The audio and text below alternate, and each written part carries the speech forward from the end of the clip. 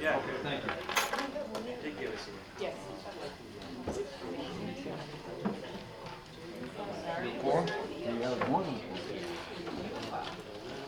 Okay, I'd like to start the meeting, see that it's the hour.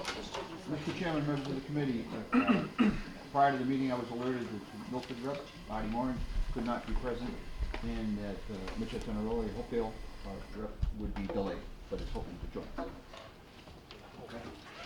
And that was okay. All right, why don't you start off with the call to order, please? And let's start with the secretary's report. Mr. Yates.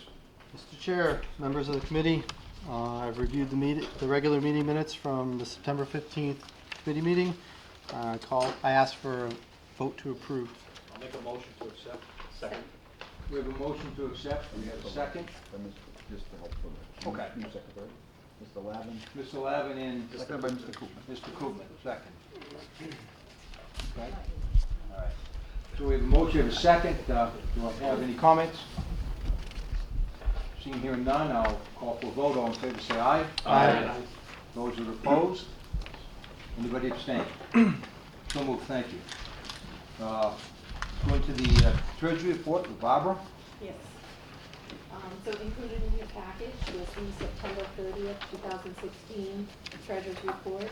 At the end of the month, we had $4,913,141 even. That was distributed between local funds of $4,397,335.81 and project funds of $515,805 and $515,805.19. Interesting, just to note that we did receive a rebate. So there is some cash that's coming in on the reimbursable, under reimbursables for the school project funds. So that's showing there. In addition, we continue to get some of our expenses paid as it relates to the school roof project. All reimbursements have been received for what we've been able to apply for. We haven't quite hit the $50,000 mark where we can send in a fourth application. So that project continues and is ongoing. Member assessments, last month I reported that there was one member that was delinquent. That member has paid us both the August 1st and the November 1st payments. So that's why you see there's money that has been received very much in advance of the November 1st deadline. And we did have a significant scholarship. I think that the board accepted to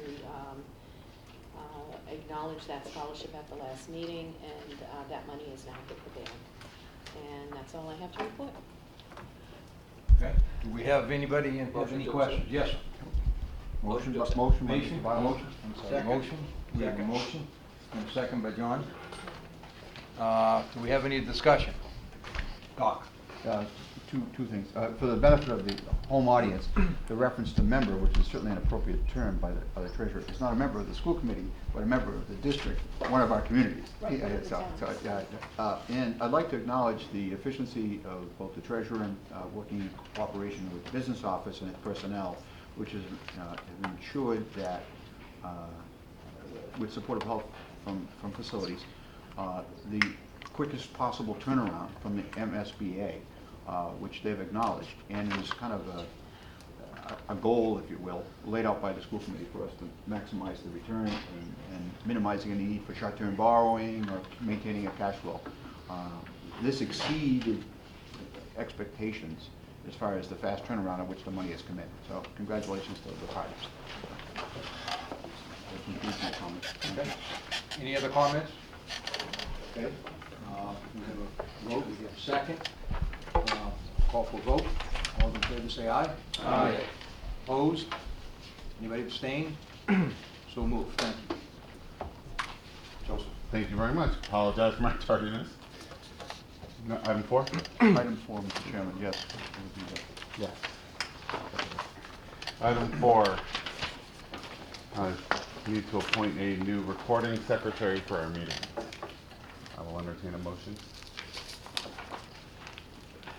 I'll make the motion. Mitchell. Seconded by Mr. Bartlett, please. Motion made and second to appoint Nicole Foreman as recording secretary. I see Nicole is already in the seat typing away. Do you, I'm do you, trying to help her out. do you accept the, Thank you. any questions, comments, discussion on the motion before us? Seeing none, hearing none, all those in favor of appointing Nicole as our recording secretary, say aye. Aye. All those opposed? Motion carries. Thank you very much and welcome aboard. Thank you. Next item on the agenda, student recognitions, Dr. Fitzpatrick. Mr. Chairman, members of the committee, I invite Assistant Superintendent Principal Steele to join me. We generally share that one of the most rewarding things we do, that's the opportunity to interact with our students. We have our Rensselaer medalist, Max.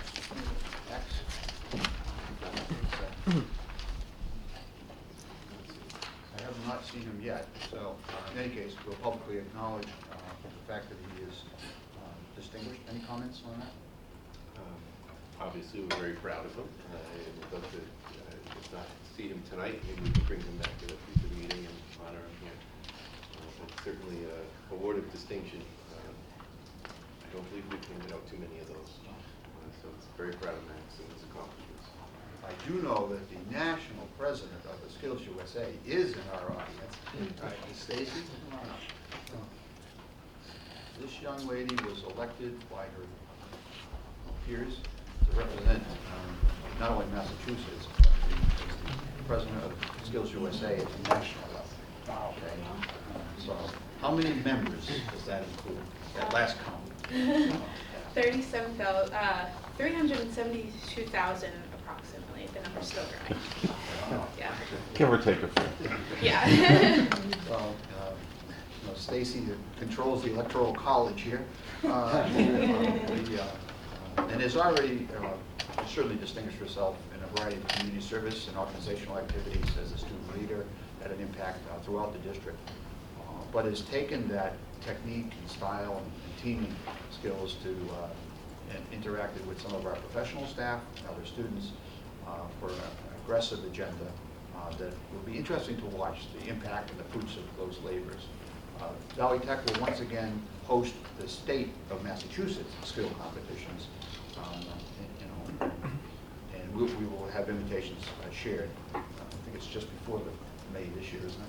Yes, last week, running in April, I Yes, guess. right. And so that'll involve several thousand, at least 2,000 visitors in our comp center and throughout the school and in the area in the competitions. This is our elected school board. Okay, and they are our liaisons to our 13 towns, strong supporters of vocational technical education, and people who help fight for the budget or otherwise respond to questions that happen in each of our towns. Stacey's working with us now to bring a Skills USA themed pep rally, perhaps later in the year. It's not something we usually do, but something, a new idea that Stacey's bringing forward to not only inspire but also celebrate the technical skills and excellence here at Valley Tech. So it's something that we're recently working with Stacey on now. But also, she has a very busy year, to say the least, as a national officer. And what would you say, about a third of the school year you'll be on the road and traveling? Yeah. Is that fair? Last year was about that, so it's probably be half this year. Okay, well, that's So yeah.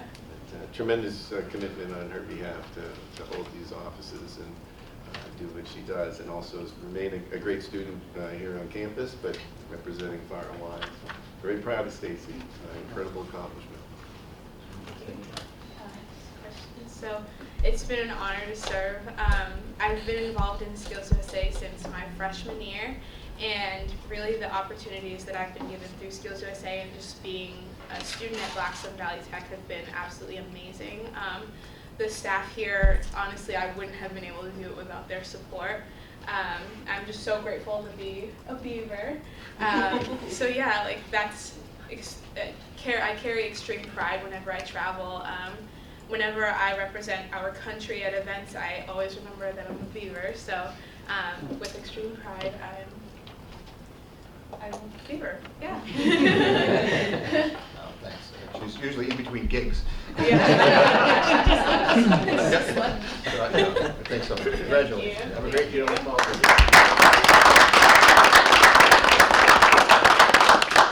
Our next acknowledgement is Samuel O'Connor, our American Legion Boys State Representative.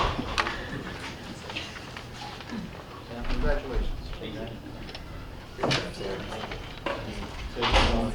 Both my mother and father were involved in the American Legion. You just missed her.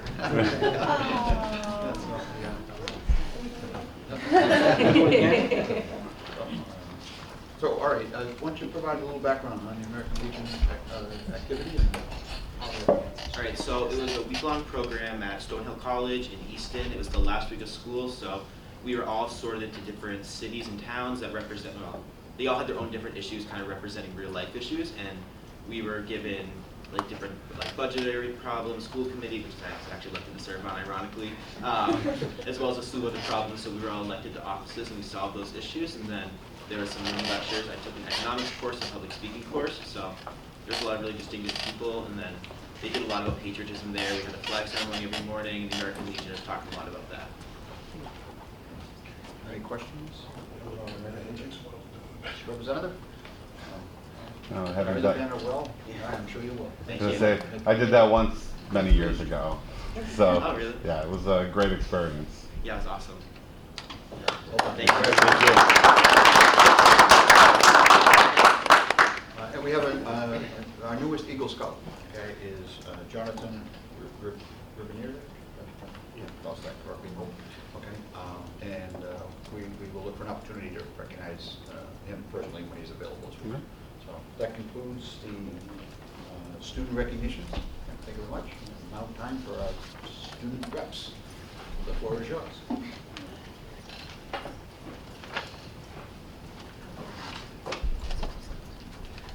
So for those of you, if you did forget, I'm Colin. And so this past week was our Spirit Week in preparation for our homecoming weekend. And so we had our Spirit Week, and so we had 5 different days, and each one had a different theme.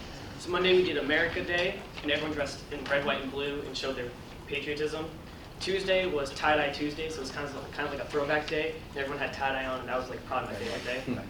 Wednesday was Squad Day, and so everyone dressed in different groups and like all of their friends. So we had people that were like tourists, people were minions, and a whole bunch of other things. Today was Sports Day, so you could wear any sports attire that you want to wear from any team. It could even be a school team. Then tomorrow is Class Color Day. So we encourage all the students to wear their class colors. Freshmen are white, sophomores are gold, juniors are purple, and seniors are black. And so also tomorrow we have our homecoming pep rally. And so Sunday, we got the idea to do a surprise flash mob. And so all week we've been planning out this flash mob, and we actually found a YouTube video from a Maryland basketball game from a couple of years ago. And so we tweeted out the YouTube video, the link to it, and put it on all our social media, along with the BVT Athletics social media, to get everyone to look at the video and watch it and learn to dance. Last night at our monthly student council meeting, we taught everyone to dance. So we're trying to get it spread throughout the school and get everyone to learn it. Also at last night's meeting, along with the flash mob and other things, we did gifts for teachers. And so what we did was we took little buckets and we filled them with candy. And tomorrow morning, we're gonna pass them out to every single teacher and staff member for our school, because it's kind of a present for homecoming and to get them in the spirit of homecoming as well. So aside from homecoming, I just have some other little updates of things we've been up to. So a couple meetings ago, one of our general council members came to our advisors with the idea to make some cards for Dr. Lamar, who was a beloved science teacher that kind of unexpectedly had to leave the school due to serious medical issues. He was friends with all the students, and he was really close with everyone. And so every council member made a card with a personal message, letting him know how much we just appreciate him as a teacher and really miss him. And those are all going to be sent to his house. On the 16th, we did the Making Strides Against Breast Cancer Walk. It's hosted at Institute Park in Worcester. Last year when we did this walk, we had 3 students. It was myself, Sammy, and a girl who was a freshman at the time. This year, we had a little over 10. So we're making progress, slowly making progress. But again, it's just awesome to see like kids just really supporting causes like that. Earlier this week, we had a fundraiser at Dairy Queen from 5 to 8, so students were able to go before and after our student council meeting. There's a guy who works there that I actually know, and he said that our fundraiser, he's never seen more students show up for a fundraiser before. So it's awesome, and we're going to get the check next week, so we're praying it's good. Just today, our executive board went to a statewide conference for all executive board members. We brought 6 out of our 9 board members. And we all gained information that are specific to our position as well as just as a whole. So I went to like a president's workshop, and then I went to a working with administration workshop. So there's all different kinds of workshops. It's just very focused towards e-board members. And then coming up is our annual turkey run. So for those of you who don't know what that is, we divide into groups like turkey run teams. We have all different kinds of names. I'm trying to think of like a funny one we've done before. Like the Gobblers or like... Yeah, last year it was Teenage Mutant Ninja Turkeys. Yeah. We come up with all like funky names and like really have fun with the team aspect of it. And we create these baskets full of everything for a Thanksgiving meal for families in our school that can't necessarily afford to have a Thanksgiving meal like we all may have. And so this year, at the beginning of the year, we ran a survey to figure out what students wanted. And a lot of the students said they wanted a greater opportunity to be able to participate in activities that e-board members typically would. So instead of just choosing members, like general council members, to work with our e-board members on this project, we did an application process this year. So every general council member was allowed to send an email of like a 5 to 8 sentence paragraph of just why they think they should be a turkey run group leader, what they think they'll get out of it, and then we were going to review those applications and choose the students that way. And we'll begin the whole project in just a few weeks. So, does anyone have any questions? When's the mob? Flash mob is tomorrow. Yep, the MCs for the pep rally are going to start it, and we're hoping the students will come. Have you learned to dance? Yeah. Oh, yeah. I don't want Let's to see see it. you do it. You follow the Macarena? Videotape it? Keep up the good work. Well, Yes. Yeah. Thank you. Thank you. Next item on the agenda, out-of-country field trip. Mr. O'Neill.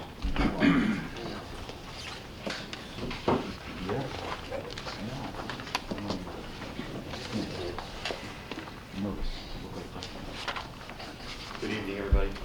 Good evening. Nice to see everybody again. So back before you to discuss potential field trips for 2018. Again, one going to Europe and one going to the Dominican Republic. In April, we'd like to go to Experience. It's a trip called Experience England and France.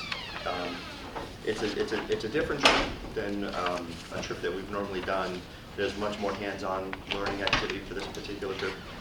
It's geared towards 2 sets of students that like sports. The students can take a cricket lesson in England. While in England, they're going to take a theater workshop and then attend a play in the evening. In Paris, they're going to take an art class, and then on a different day in the afternoon, they're going to play Pétain Q. I think that's the correct pronunciation. It's a French version of French bocce. So it's it's geared towards more hands-on experience learning for the students. So it's a little different than what we normally do as a group in Europe. And then the trip to the Dominican Republic will be, usually we go to the center of the island, but this time we're going to be more focused on the coast, working with coral and mangrove restoration projects with the local biologists in the community, working on collecting data, understanding the ecological impacts we have on our ocean and how that will actually, eventually work its way back to us. And pretty much that's what we're going for 2018.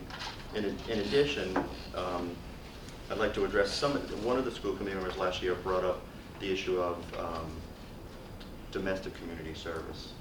So I've been working towards that since that meeting, looking at different venues and different avenues to reach out domestically, and there were a variety of options. Dr. Fitzpatrick emailed me a couple of options, so I explored going to West Virginia, going down to New Orleans, working on the Appalachian Trail. Many of those organizations are not necessarily secular. There's a lot of prayer it's funded by a lot of Christian organizations. And I felt a little uneasy doing that. So one of the things that I'm exploring now is working with Habitat for Humanity out of Worcester. It's a local organization. It's not going to cost the kids any money. It's still a hands-on domestic community service. It actually, I think, will work nicely with our kids because then it's not just that one particular time period that they're giving back. It's a whole continuous process for them. You know, and the culmination being going down to the Dominican to engage in that type of activity. Right now, I'm emailing back and forth with the representatives from Habitat for Humanity. They've given me a couple of dates. I've given those dates to the students, and we're going to try to roll it out for this year. I've talked with Mr. Steele, I've talked with Mrs. Swayze, and it's something that everybody is on board with. It's just now coordinating not an unfortunate aspect of it. A lot of the students that want to do the community service projects are the students that you just saw. They're involved in 9 million different things. So to try to coordinate those kids on a particular date is trying to nail Jello to a wall. So that's what we're exploring right now to address the domestic community service issues. Just that was a different, not necessarily on the agenda, but I did want to address that. So everybody's on the same page. No, and I appreciate you're circling back on that. Sometimes things get thrown out, they never come back, and we have to chase them down. I appreciate you absorbing that and trying to bring it back to us. It's not something that I hadn't already thought about doing. Right. You know, in my mindset, doing the community service was eventually to have a domestic component to it. And now the task is trying to figure out exactly how that's going to manifest itself and actually look. You know, when these things pop up, sometimes as unexpectedly as can be, because I know I've got friends that are working diligently in North Carolina right now cleaning up after the hurricane came through. John. Check Charter Communications, they have the same thing as Habit. Charter has the same thing, but it's not just in district, it's, you know, all in their area of. So it's actually Charter Communications? Yeah, Charter Communications has something like that too.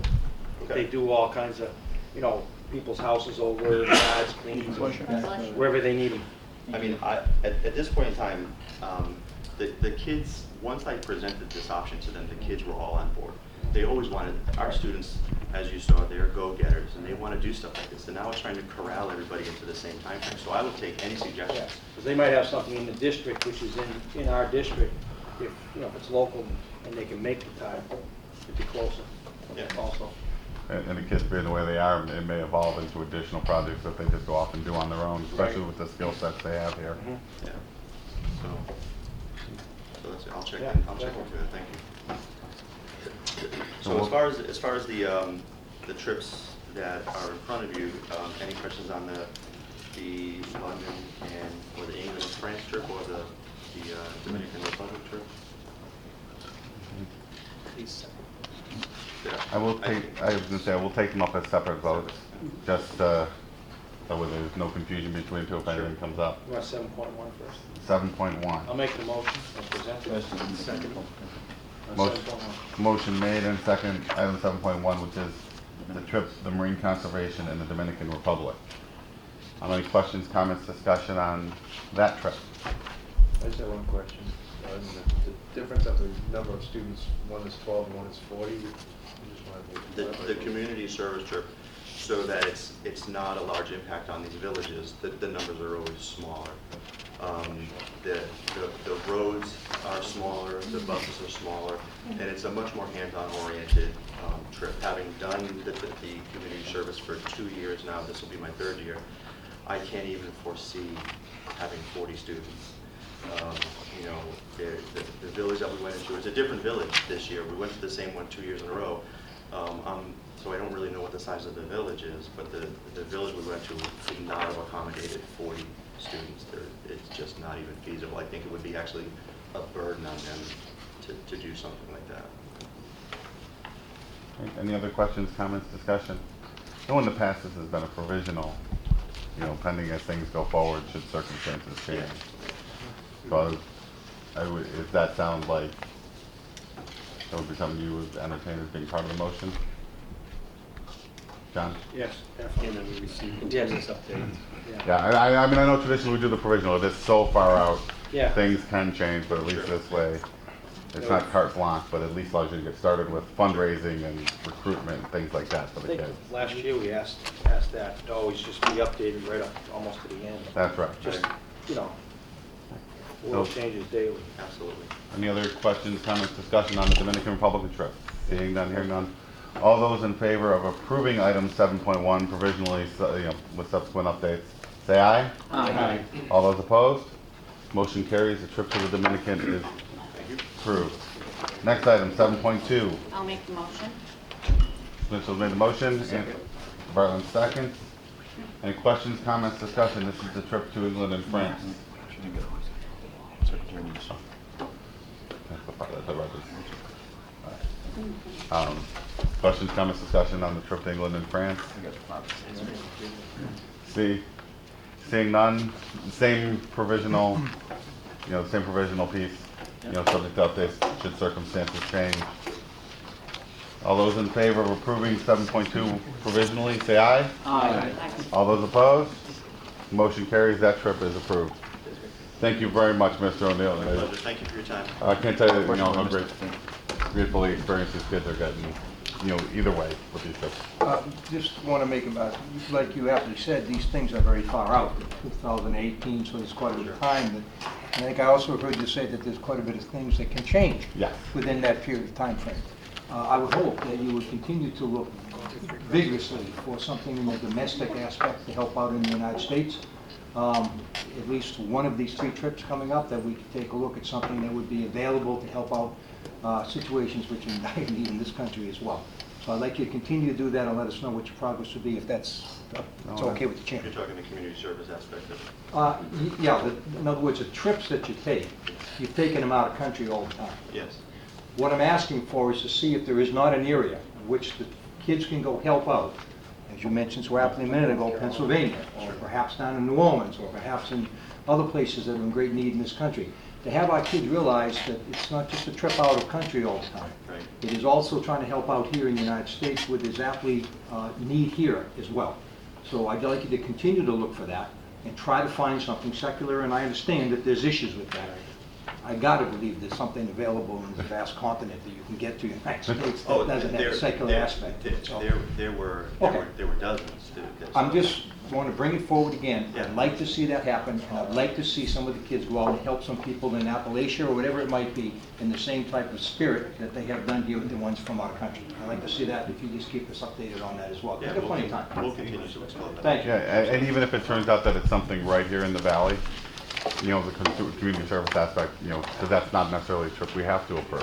Right. That would be greatly appreciated as well, just so we see that these kids are, far and wide, and then right back here in our backyard. Okay. So, All right. yeah, I mean, if something like that comes up, keep exploring, keep doing the good work you're doing, and let's, see if we can continue to move it forward. All right, just so I'm clear, so the preference would be community service domestically regardless of what location, not necessarily down to Appalachia or New Orleans, it's No, just... my preference would not be that. My preference would be down to Appalachia okay. or to some place where we could use the help here in the U.S. All right. That would be my preference. That's only my preference. Yeah. It's not may not be the chairman's. Yeah, no, I think the point is trying to bring it back home Correct. to the Sure. to the United States, because while we do have, there's a lot gained from these trips, that the issues don't only exist in the Dominican or in the islands. Correct. We have issues going on right here in the country that if we could, kind of expand on that, just as Absolutely. another I option. will definitely look into that and get Thank back to you you. guys. No Joe, problem. can I jump in for 1 second? Yes. I just have a question. Are we talking about something in addition to, or in So we'd replacement for? replace, in other words, we've been out of country every year. Mhm. So we talked 3 years ago about taking perhaps one of those next 2 trips coming up, seen as an opportunity. He's done so. He wasn't able to find anything, we just approved 2 more. So my request here is that when you go to look for the beyond 2018, could you please put an exact emphasis on something out of the area here that may be in the United States that has the same components of learning for our kids, where they can do community service help out in the United States and not always in another country, let's try to go to the US for once in a while. But still offer the trip to Europe for a more, The cultural versus cultural community versus. service. The community service part is what I'm Okay, emphasizing. thank I you. think that's our greatest ability to help out in certain areas, and there's plenty of areas in the United States that could use the help. Excellent. Yeah, we'll do that. Thank you. I was gonna say, any other questions or anything, Mr. O'Neill? Great, thank you very much, Okay. Mr. O'Neill. Yeah, thanks for your time. Mr. Steele? Good evening, everybody. My pleasure to also introduce Attorney Becky Swayze, our Monday, our curriculum coordinator. Our first item up for discussion tonight is 8.1, and that's our MCAS performance report. I'll come around with the reports, and Becky is going to present on 8.1.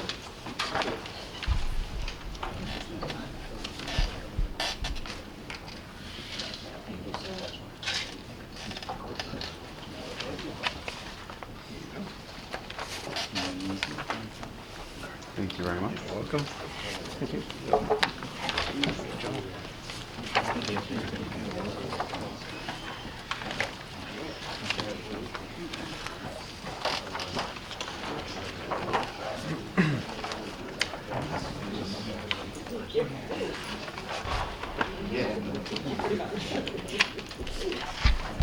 Mr. Steele. Good evening, everyone. It's with great pleasure that I bring forward for you our most recent and current MCAS scores.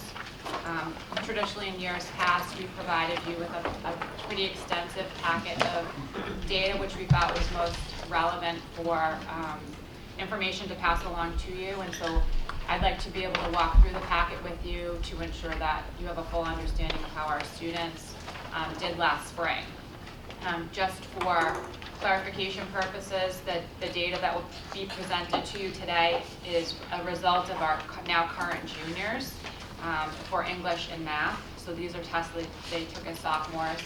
And the science test, which I will review with you in a few moments, represents a select group of freshmen and sophomores, so now currently sophomores and juniors.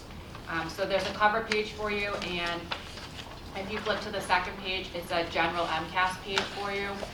What we find with assessments in the state is there are a lot of acronyms, and there's lots of letters and lots of score ratings and numbers, and so it's really helpful if you're going through this data. If you happen to forget what a particular acronym means, we wanted to provide you with a key to go through that information for you.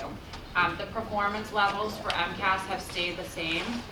So students are going to be receiving a score report from the state. The parents receive this report in addition to the school, in which they're giving a designation of advanced representing of A, proficient, which is the P, needs improvement, which is still passing, but there's area for improvement there, which is the NI, and then of course the failing is the F. On that page below that, you'll see that it's a scaled scoring interval, and it will give you a sense as to the numerical score and how a student is then designated. That has not changed, although there have been many changes with the state regarding PARC and looking at MCAS 2.0. This scoring rubric has not changed as of for this current data subset. Below that, you'll see information for you. We'll often refer to as the CD, or the competency determination, and that means that the student has met what the state feels is eligibility for graduation, which is really proficiency, and we'll talk a little bit more about that in a second. Students who do not receive proficiency on one of the 3 exams go on what's called an EPP, which is an educational proficiency plan, and that's to protect the student to ensure that they're still making progress before they graduate. So there's some information view there about EPPs. Lastly, the data on that page for you is the composite performance index, and essentially what that is students are assigned points for how well they do on a particular test by the point level. CPI comes into play when we start to look at our level designations by the state, and funding is attached to that. So this is just a key for you to help you as you go through and look at data if you have questions about any of the acronyms. Are there any questions about this page? Okay. Thank you for putting it in there. You're welcome. Yeah. You're very welcome. So the first data page for you, I also want to mention to you that these reports are coming from the state, they have launched a site called the Security Portal. So this is data that's available to our staff, our teachers. It goes down from a district level to a student level, and so we can actually go through that data and see how our students do in particular classes with particular teachers. And this data is accessible to all staff. So it's been very helpful for generating reports. The first data report you'll see is actually Valley Tech as compared to Massachusetts from the spring of 2016. And they start with the English language arts data for you. As you can see, the information will give you from left to right the performance level of the students from advanced all the way down to failing. And moving over will include for you information about how many students took that test. So we had 299 students take the ELA test. And comparatively speaking, it then breaks down the district with the state. So as you can see, we're very pleased with this data point for us that 71% of our English students scored advanced, where the average of the state was 47. So our students have done incredibly well in regards to the English language arts. In the areas of proficiency, 86% of our 86% of our students were included for proficiency, and the state was at 45. We had one student score needs improvement, and we had 0 students fail. So our English scores were impeccable for this current year. Below that is our mathematics. We had 300 students test in that area. The percentage level of advance was 78% as compared to 54 in the state. Our proficiency was at 18% compared to 24 at the state. We had 4 students land in needs improvement, and we had 1 student fail from that. What you see there is, again, another gain for us as far as how we've done from years past to this current year.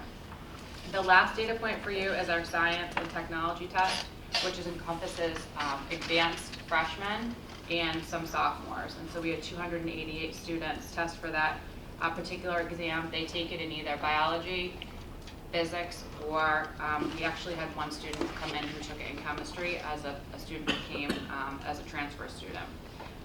So this is representative of those students in grades 9 and grades 10.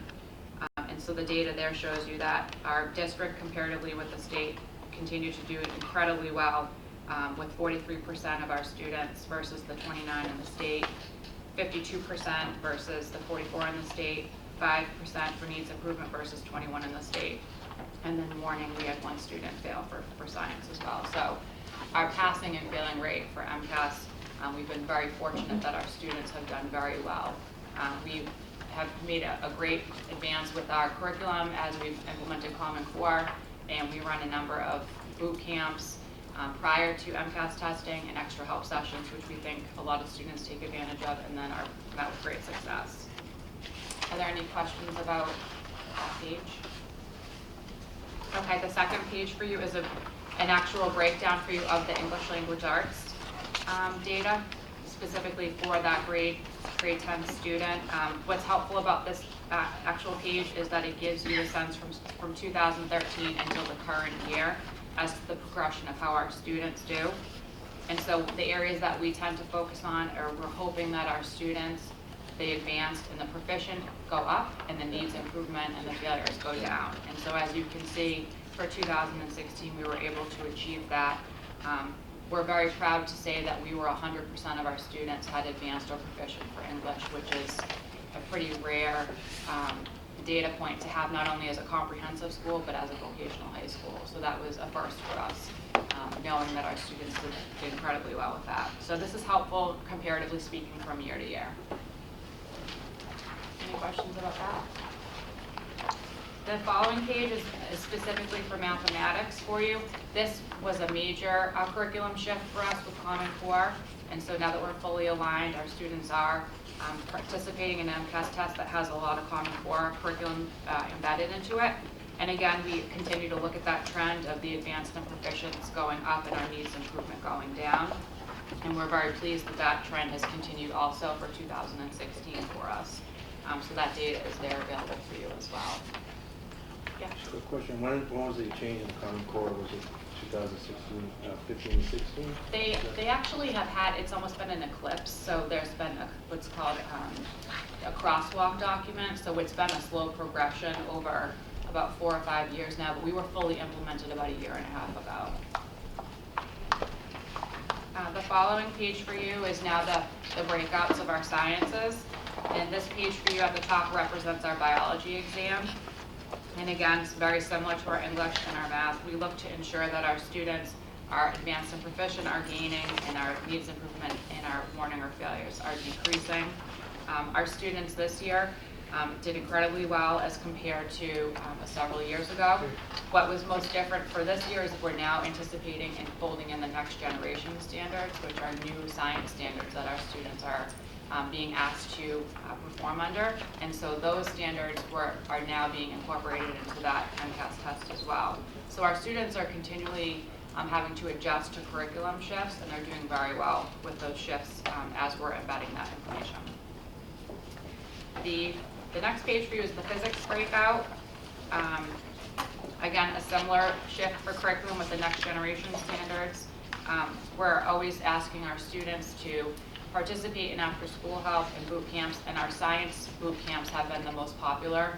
It's the newer of the MCAS exams, and the state has indicated that when MCAS 2.0 rolls out, the actual science exam will be one that's not changed. So this is a fairly new exam. Our students have done very well, and I think it's important to point out that all of the freshmen that have taken MCAS as a freshman have passed with either advanced or proficient. So our students who are in the 9th grade are coming in and doing incredibly well with the short amount of time that they have in academics. The last few pages for you are helpful when we look at ourselves as compared to area sending schools and districts. This information for you incorporates the advanced and proficient scores for English, math, and science, and then the total composite index. It's important to note that all of these sending communities have helped us become this successful. These are students who come to Valley Tech, have all undergone a tremendous education in the sending communities that they've come from, and so they also contribute to the work that we do here at Valley Tech. So I think it's important to recognize the sending schools as well, because they have our students from K to 8. So without their assistance in this, this would not be possible. So we're very proud, comparatively speaking, when we look at Blackstone Valley Tech as compared to our sending communities. You'll see we had 296 students test. Our English, we had 100% of our students score advanced and proficient. 95% of our students in mathematics scored advanced and proficient, and the same for science. So we end up totaling with a composite index score of 296.6, which is incredible. So we're very, very pleased with the results from this past year. Mr. Chairman, the data report is clear, but what jumps at me is the number of tested students at the end that in many cases were double that of the population being tested in other settings, which to me is an indicator of the interest and the confidence that the parents have in the viable education we provide, and one of the reasons why we've attempted to expand. But it also showcases in a pure empirical manner that even though almost 300 students were tested, the score is what it is. You know, it's remarkable would be one term, but I'm saying it's certainly a testament, okay, that it didn't work with a handful of students. It worked with the largest testing group in the entire district.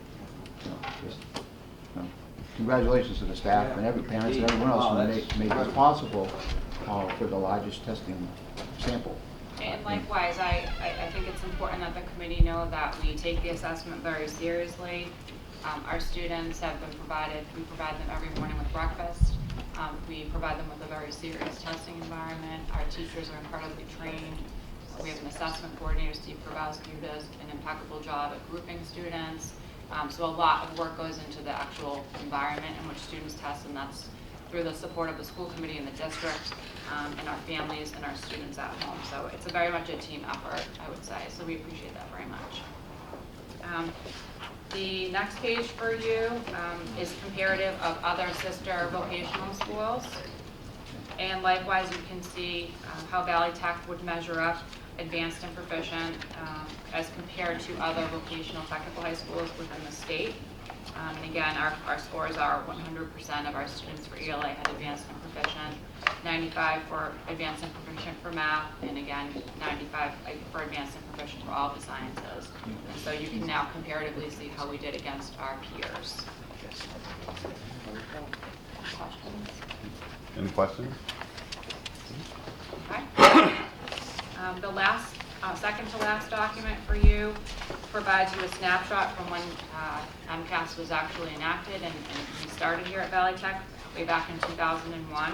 This is a great graph for all of us to help remind us of where we started and how far we've come as a school and a district. And the progression that we've seen over the last 16 years has been incredible. So this is a favorite for us on the admin team just to see how our students have done over the years. The reason why the science, the green column, does not start until 2008 was that was when the actual test was asked to be part of the competency determination. So this is really great data. We always challenge our students sophomore year to outdo the juniors, so the year before them, and they always seem to rise to that occasion. So this is a nice snapshot for our Blackstone Valley Tech's history for MCAS testing. And proudly we present to you on the last page that our class of 2017, all of our students have met the CD. So all of our students will be receiving a diploma, those who are eligible academically and vocationally. All of our students have passed MCAS and are in good standing to graduate. Questions? Questions, comments, thoughts? Just one additional comment. Yes. Mrs. Swayze pointed out it's a team effort, but I would take a special consideration to thank Mrs. Swayze. As our academic coordinator, she oversees approximately 47 staff members or so on our academic side of the house.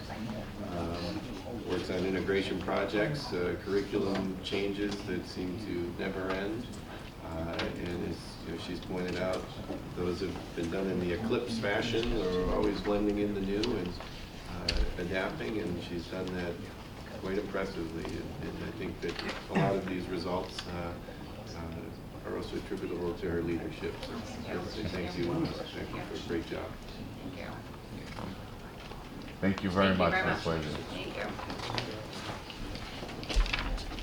Okay. A few other items for you here. 8.2, our National Honor Society Induction Ceremony Report. Our ceremony is forthcoming. It will be coming up on November 17th. We recently had, as in this week, had 7 faculty members on our faculty council sit to review approximately 150 portfolios for entry into the National Honor Society and National Technical Honor Society. It's quite a process for them to sit and go through that many portfolios for admission. It took them quite a bit of time to give each one consideration. The result was that 132 new members will be accepted into either NHS, NTHS, or both. Some students apply for membership in both. Again, the induction ceremony is going to be held on November 17th, and want to make sure that you're all aware that you're welcome to attend that event. We usually hold it in our competition center. You'll find a lot of proud parents, and you'll also find our returning members, in addition to, of course, the 132 or so new members who are joining.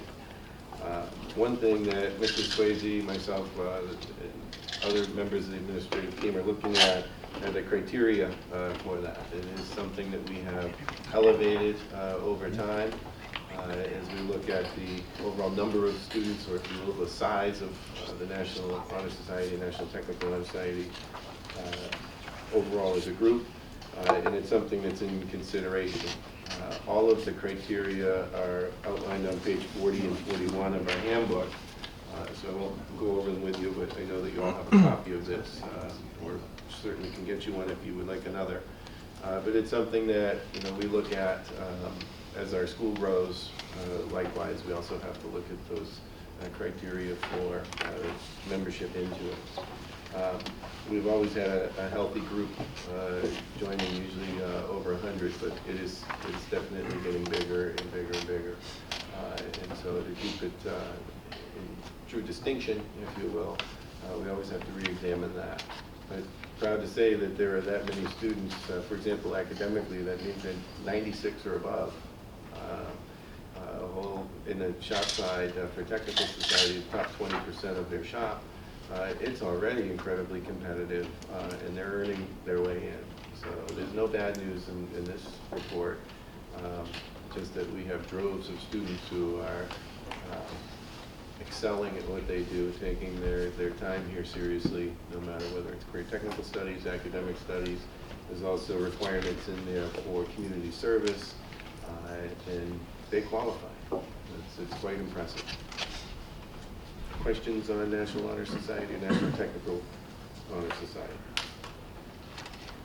Okay. If anybody would like to come, just simply alert Cheryl Hamilton and RSVP, if you will. We'll make a special seat. It's actually the night of our next school committee meeting. So maybe we'll take it, maybe we have a few minutes, we can pop in. Okay. But that's it. I'll be doing a double header then. Yes, Which is that's one of the fine. reasons I'm usually tardy to that school committee meeting. Yeah, I think last year you did an intro Right. and followed up, and we came down right after, so. Okay. Thank you for pointing that out, Mr. Chair. 8.3, Toyota presentation to Valley Tech students. This was an exciting project that we did this year. It's, or should I say, the start of a project. You've all met Larissa Skelkin. She's the consultant who has brought us connections with NASA, the space station, and things like that, the engineering projects that we've done, the Skyping with Russia. And so this year's contribution has started off with linking the school with some of the engineers at Toyota, and also some of the local dealerships with Toyota, and they came over with some very impressive technicians. They were just here on September 29th. They came over with a team of about 5 folks, ranging from the district manager of their stores, as they call them, and some service technicians. They brought both local service technicians and some of their higher level regional technicians that essentially are, I would describe them as super problem solvers. So when a dealership has a problem, they get stuck, they call to their regional folks who will come out. These folks hold the highest levels of certification within Toyota. They brought with them the newest line of Synergy Drive cars. This is their hybrid power plants. They brought a brand new Synergy Drive car with them, introduced students to the technology behind it, gave them a lot of hands-on opportunities to interact with it, brought some training modules and things that they use for teaching technicians about how to, not only how Synergy Drive works, but how to work with it, diagnose it, etc. And talk to them a great deal about career pathways with the Toyota company. Specifically, they're really looking for this next generation of technician that can handle both the mechanical aspect and the electrical aspect. Quite a bit of computers, as they pointed out, in a modern Toyota. Even the windows have computers in them, the window switches. And so they were very much pointing out not only their need, but also quite an impressive career pathway there. It was full of continuing education, employment opportunity, and career outlook. And so it was a nice day spent. This was all down in our collision repair shop, which I know you toured at the beginning of the school year. They were quite complimentary of the shop itself. So it kind of looked like home for them, a nice clean dealership type environment. But they're also very interested. We could not, that day, due to scheduling and size and everything of the group, we couldn't get into auto tech. And they're interested, they're so much interested in our students and their capabilities. They want to come back again to meet with the auto tech students. And so it was very well received by the students. Certainly thankful to Larissa for organizing another great event. Of course, Donna Schroka was very involved as well. I attended a good deal of the interaction myself, and It was a very, very powerful experience to see the emerging careers, if you will, as you kind of blend some of the talents, in this case, computer science with electronics, with mechanics, with what we know about body structures that they're studying in collision repair and so forth. So it's pretty interesting to see the evolution of things and also to see the need. Toyota was very interested in what our students have to offer. Comments or questions on that day? Okay, I'm sure, I wouldn't doubt that at some point there'll be some kind of a presentation or something as we continue this relationship this year with that group. The next item of 8.4, homecoming status report. Sammy and Gracie did a great job, actually it was Colin and Grace did a nice job of talking about Spirit Week and all of the theme days that we had. Administrative team had fun participating in several of those days as well. Tonight, if I finish in a timely manner, I believe at 7 p.m. you might see a glow in the 3 more minutes. You might see a glow in the window there as we are about to have probably the largest bonfire we have ever had. Well, I'll at least say that it's the highest pile of wood that facilities has made to date. There'll be most of the Upton Fire Department out there, plus the volunteers, and probably about 300 or 400 students and families and so forth. So it's all taking place over in our softball field. This is just one of several events, but it's really the beginning of the weekend festivities that are coming up. The bonfire tonight at 7, there'll be the homecoming dance tomorrow evening. Saturday morning we kick things off with a pancake breakfast, but I shouldn't forget Friday afternoon, the pep rally, the rally of rallies. That is actually an impressive event. I don't know, Doc, was it Mr. Finn who joined us for a pep rally one day? I forgot who came. We had a school committee member or two visit our pep rally. It was, over the years, different school committee members have stopped in. Yeah. If, tomorrow around 1 o'clock, if you're not doing much and you want to see something extraordinary, stop by. Our pep rallies showcase what they really are. It's a celebration of excellence. My high school, when I was growing up, didn't have pep rallies. We didn't, we had Spirit Day and things like that, but nothing like this. It's a really, I would say, the largest showcase of what we know exists here in great quantities, and that's pride and passion about being a student or a staff member at Valley Tech. The whole point of the pep rally is to celebrate excellence, and we celebrate excellence in every form you can imagine. We'll be talking about who's making or has just made Eagle Scout, who has, how our math team is doing. It's not just about the obvious stick and ball sports.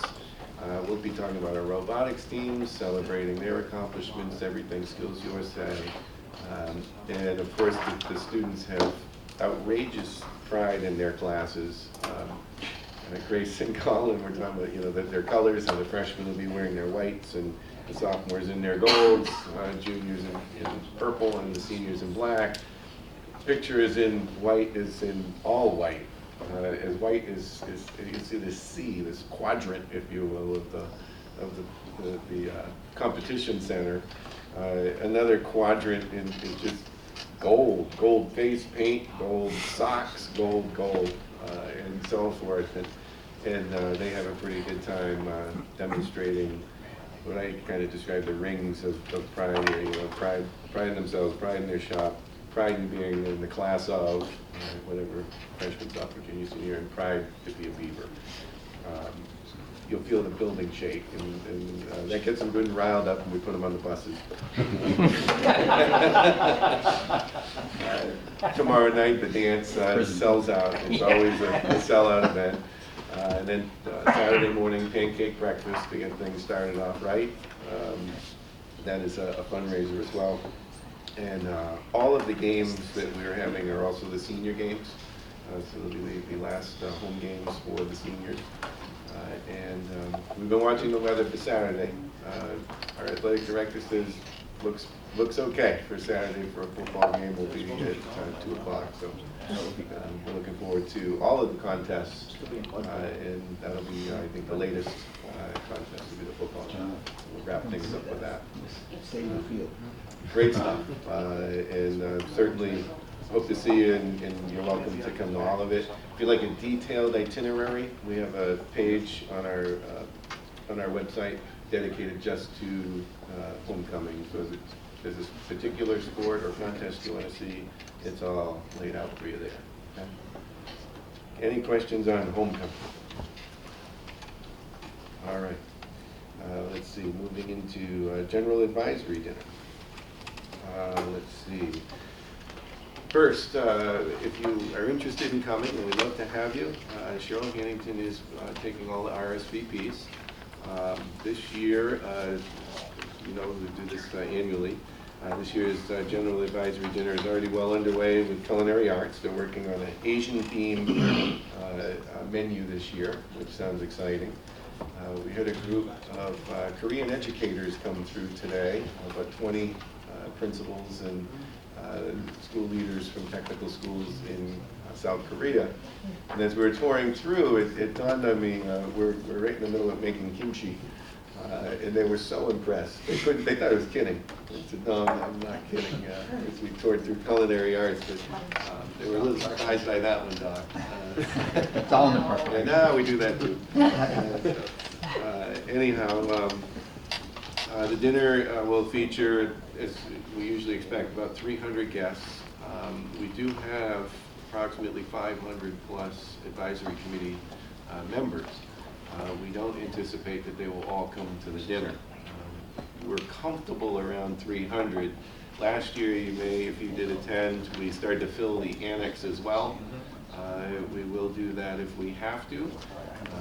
And so we'll kind of see how that works out with the overflow space. But again, comfortably, we're around 300. I think right now we've had 256 RSVP. Of course, we have the meetings, the advisory committee meetings that take place before, and some opt or elect to do the advisory meetings after. Skills USA students will be there selling their raffle tickets and raffling off things that were made in the various career technical areas. And of course, Pete Wayner will also be there as the general advisory chair. And I'm sure that we'll all be doing our usual rounds, Doc, myself, speaking to the audience. Looking forward to it. It's always a nice celebration of all of the partnerships that we enjoy with numerous industry and business partners that support us on a regular basis. Any questions on general advisory dinner? Okay, moving into some out-of-state trips, 8.6. You have these in your packet in gray. The first is a women in manufacturing workshop that's taking place down in Windsor, Connecticut. Mr. Woodward, our manufacturing teacher, is planning on bringing the students down there for the agendas on actually the reverse side. It's called Making It Real, Girls in Manufacturing Summit. And that is a one-day event that is over the board. I'll make a motion. Second. Motion made by Mr. Finn, second by Mr. Lavin to approve item 8.6, which is the out-of-state trip to Windsor, Connecticut. As I say, we don't see Mr. Woodward's name on too many of these. So this must be pretty important to him. Sure is. Any questions, comments, discussion with regard to the trip to Windsor, Connecticut? Seeing none, hearing none, all those in favor say aye. Aye. All those opposed? Motion carries, that trip is approved. Okay, our next trip for consideration is a robotics trip. You'll find that in your packet as well. Let me make sure I have the right one here. Okay. It's called robotics. It's listed here as robotics. As a subset of that is the electric car. So this is a trip to Lime Rock. That is the raceway. I know you guys heard a presentation on the electric car.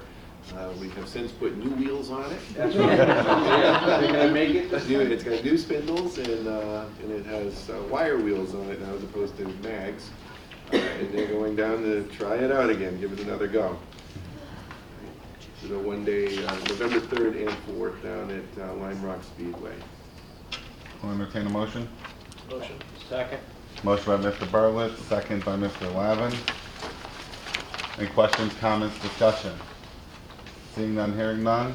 All those in favor of approving this trip to Lakeville, Connecticut by the Robotics Club, say aye. Aye. All those opposed? Motion carries. The last page on there also has the information if anybody wanted to attend. I'm sure they'd be glad to have you. Okay, thank you. The next trip up for consideration is the Art Club. This is with Ashley McClure to go down to Rhode Island School of Design to their nature lab. It is part of her art school portfolio preparation that she does for students voluntarily. It's a trip for 8 a.m. day trip essentially with a school van down to Providence to Rizzi.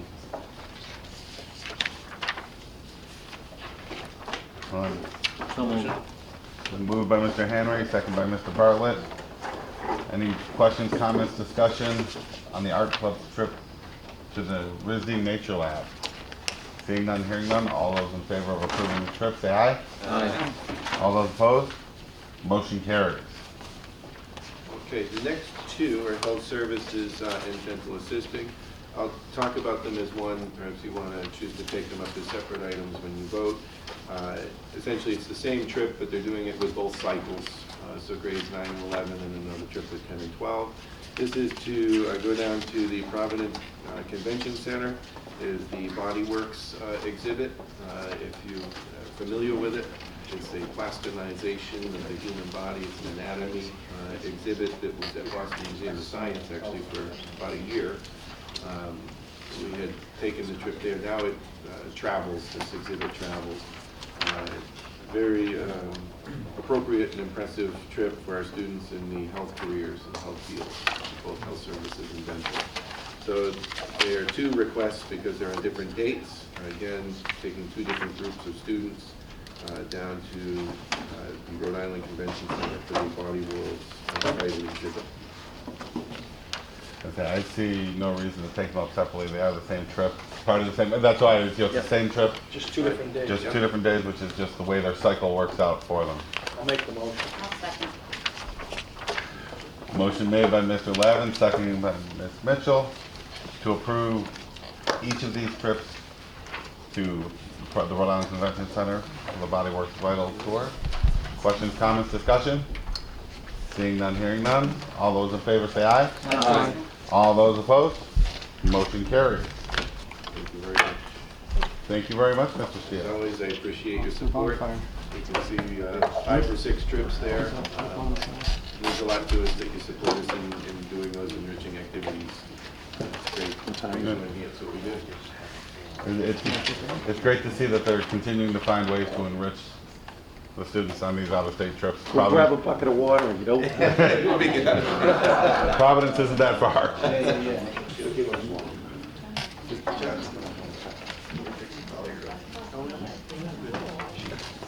So this is Mr. Kyle Connors from Hague Sahadi. I don't know, were you the manager? Manager on the audit? So he's going to do an overview of the financial statements in the single audit. Thank you.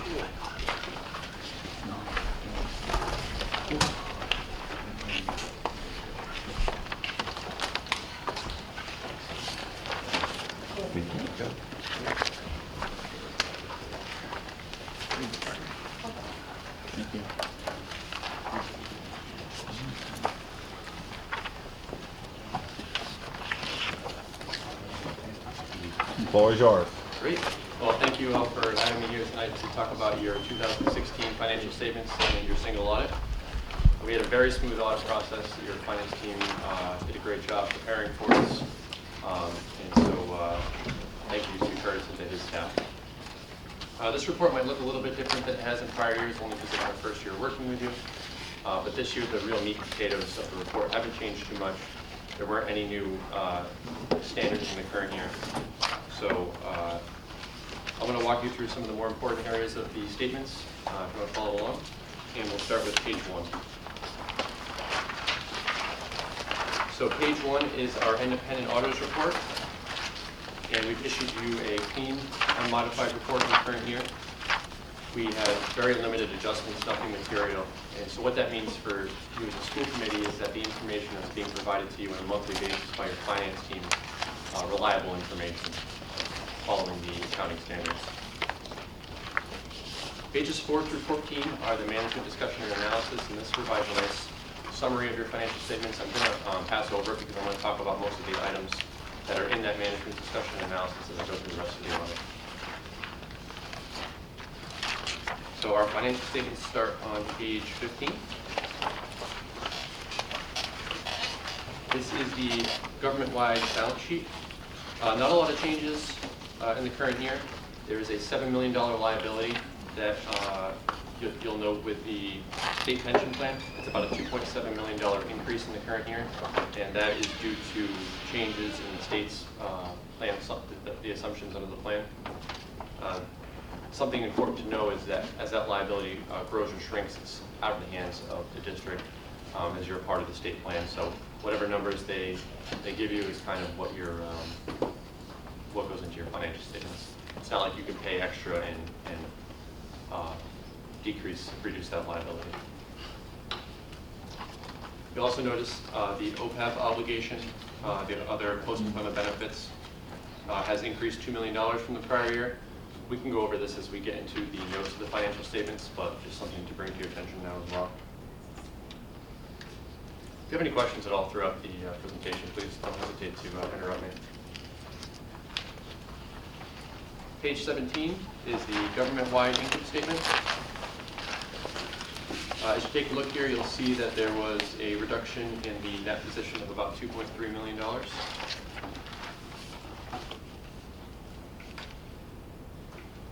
Seems like it's not necessarily the policy, but the district tries to avoid bonds and avoid paying interest expense if it doesn't need to, and that is probably the reason for the decrease. But you have a healthy bottom line, so I wouldn't necessarily say that's a bad thing. Page 18 and 19 are your governmental fund financial statements. These are reported on a modified accrual basis, which is a little different from your government-wide. Basically what it does is it takes off your fixed assets and it takes off your long-term liabilities, and it has you look at each fund. So both the general fund and the facilities expansion fund had a reduction in fund balance in the current year. Taking a look at your budget, there was a $750,000 anticipated reduction in your general fund in the current year as part of the budget, and only about $190,000 of that was actually true, so a lot less than was anticipated for your budget. And it's also anticipated that the facilities expansion fund would eventually dwindle its fund balance down to zero as the projects are completed. So a reduction there isn't necessarily a negative thing. If you wanted to see what the reconciliation between your government-wide and your governmental funds are, pages 20 and 21 would show you how we get from one to the other, but that's somewhat informational. Pages 22 and 23 are your fiduciary fund statements, and these are comprised mostly of scholarship funds and your student activities. Not a lot of significant changes from the prior year, but just something to keep in mind. The notes to the financial statements begin on page 24. I'm going to highlight some of the more important notes for you. For starters, note 1 is your significant accounting policies, and as I noted before, there were no significant changes compared to prior years. We'll see as we get through here in 2 years there will be a significant change that has to do with the other post-employment benefits, taking off the obligation and putting on the full liability, and I'll show you what that full liability would look like as we get to it. So skipping over the policies to page 39. Pages 39 and 40 are your capital asset note. If you wanted to see what type of assets the district is purchasing. And you'll also see on page 40 that the district has authorized expenditures of $1.9 million, of which about $1.2 million has been spent. So there's an outstanding balance of $765,000 that's anticipated to be spent on capital projects and capital assets.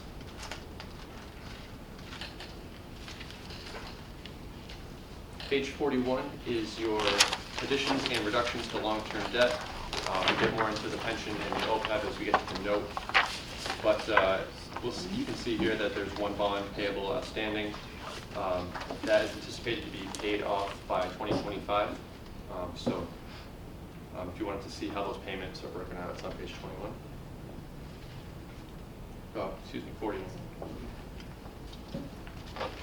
Moving to page 44, this is the beginning of the pension note.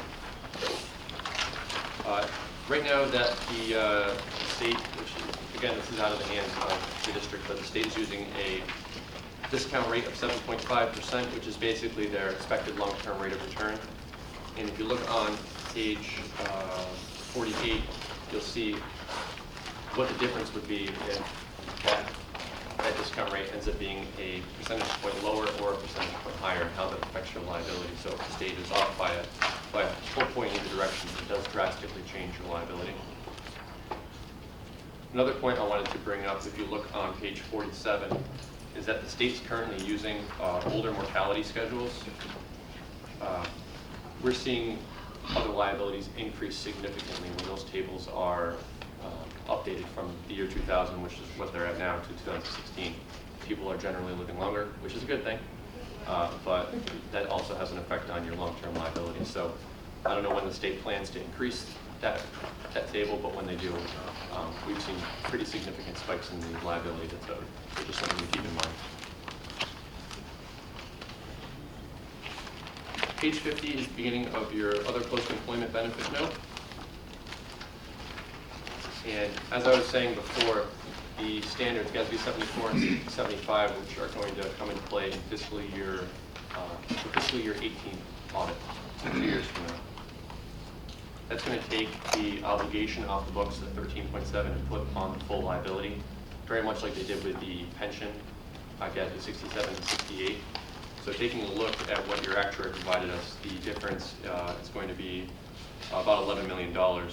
That 13.7 will end up being close to $25 million. I have a question on this because it's long been said that we're not going to have to fund this, but I predict that it's going to look much like the pension where there will eventually be a funding schedule. Have you heard anything to that effect? We're just starting to see some of the entities that we work with start to set up a OPEB trust fund, very much like we would with a pension trust fund. Now, this is a private plan with just the district, whereas your pension plan is with the state. So you can't really fund your state plan anymore, but you could begin to fund your other post-employment benefit plan if the committee so chooses.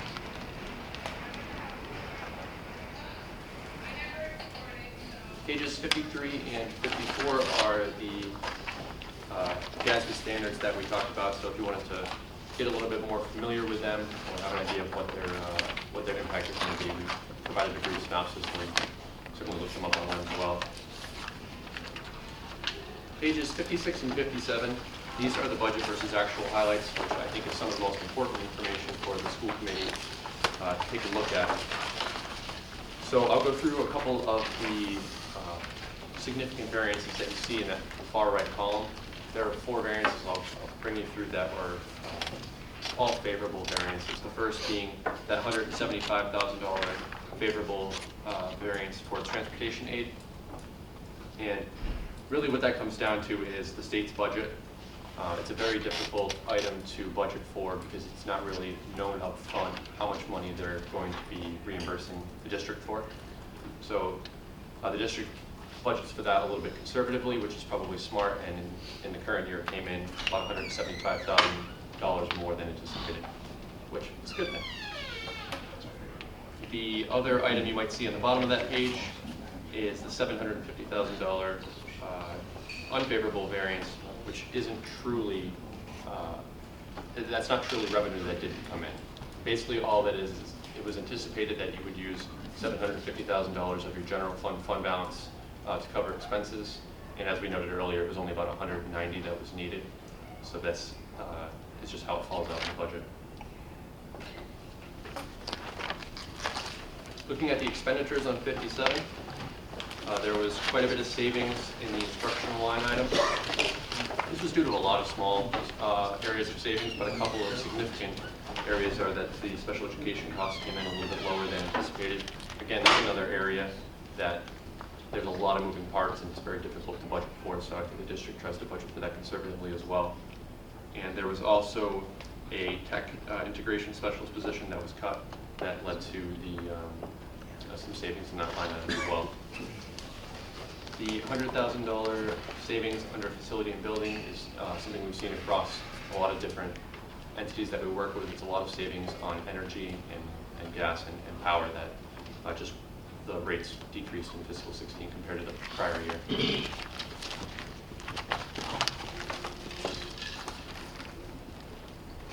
Pages 58 and 59 are some more disclosure for the pension plans. A lot of this information has been talked about, but eventually what you're going to see is 10 years worth of data that is shown in the supplementary information. The GASB standards were implemented last year, so we've only got 2 years so far, but as it goes on, you'll be able to see comparative data for 10 years. And essentially that sums up our financial statements.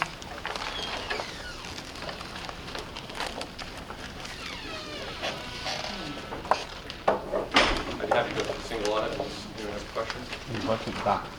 First of all, I'm Dr. Michael Fitzpatrick, the superintendent, and from all my interactions and conversations with colleagues, my neighbors in the business office, your firm's investigative activity as you conduct an audit for the first time with us is professional and seamless.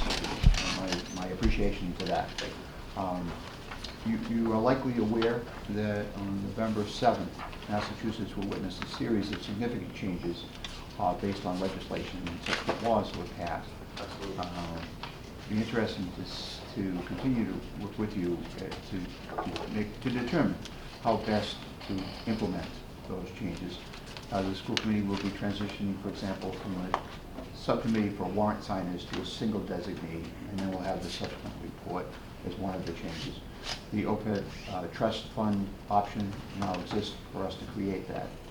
And another significant change is, as you've referenced, the fact that we have little or no debt. In fact, the only debt that remains is that unanimously passed by our 13 towns a number of years ago, which we called it was a major expansion renovation. We've avoided entering debt. We did explore whether or not the towns would support 2.9 worth of new debt through the traditional process with town meetings and in some cases a ballot vote. Roughly 7 of our 13 towns supported that. Some others took no action, but others did not support it. So the committee and my recommendation would that we not advance that debt without full support. One of the changes that I have observed from November 7th is the school committee, as a regional board, will now have the option to vote and have a referendum for new debt expansion.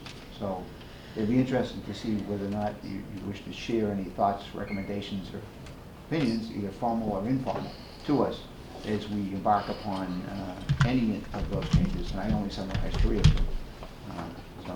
Absolutely, yeah, I'll be happy to work closely with Curtis on that if he has any questions for me along the way. Try to give you some advice just based on our experience with other entities. And certainly the categories in 32B relative to health relief would be a likely conversation as we enter into a collective bargaining cycle. Sounds great. Thank you. Any other questions? Were there any improvements or corrections procedurally that you recommended to our staff? Generally speaking, we would provide a third report that would talk about any areas that are of concern, whether it's a big concern or a small concern.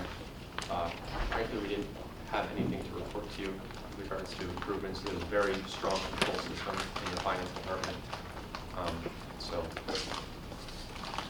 nothing noted.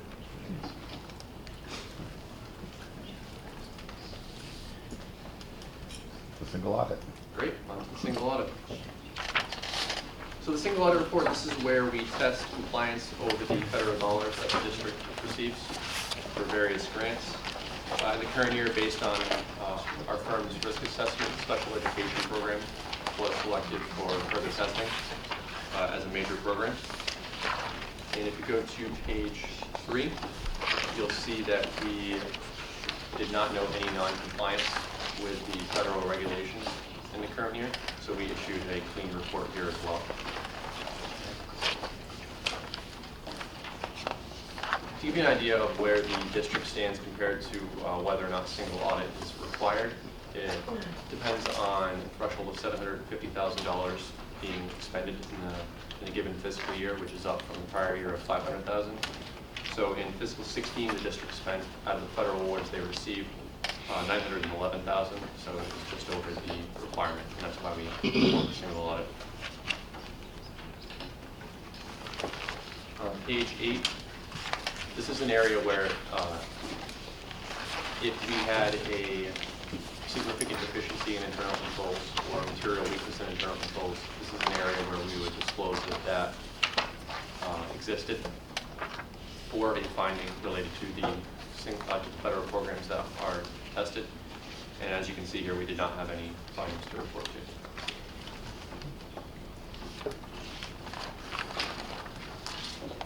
That wraps that up. Any questions, comments? No, but the simple redaction when you read it. If there is nothing further, we do need to take a vote on the acceptance of the audit.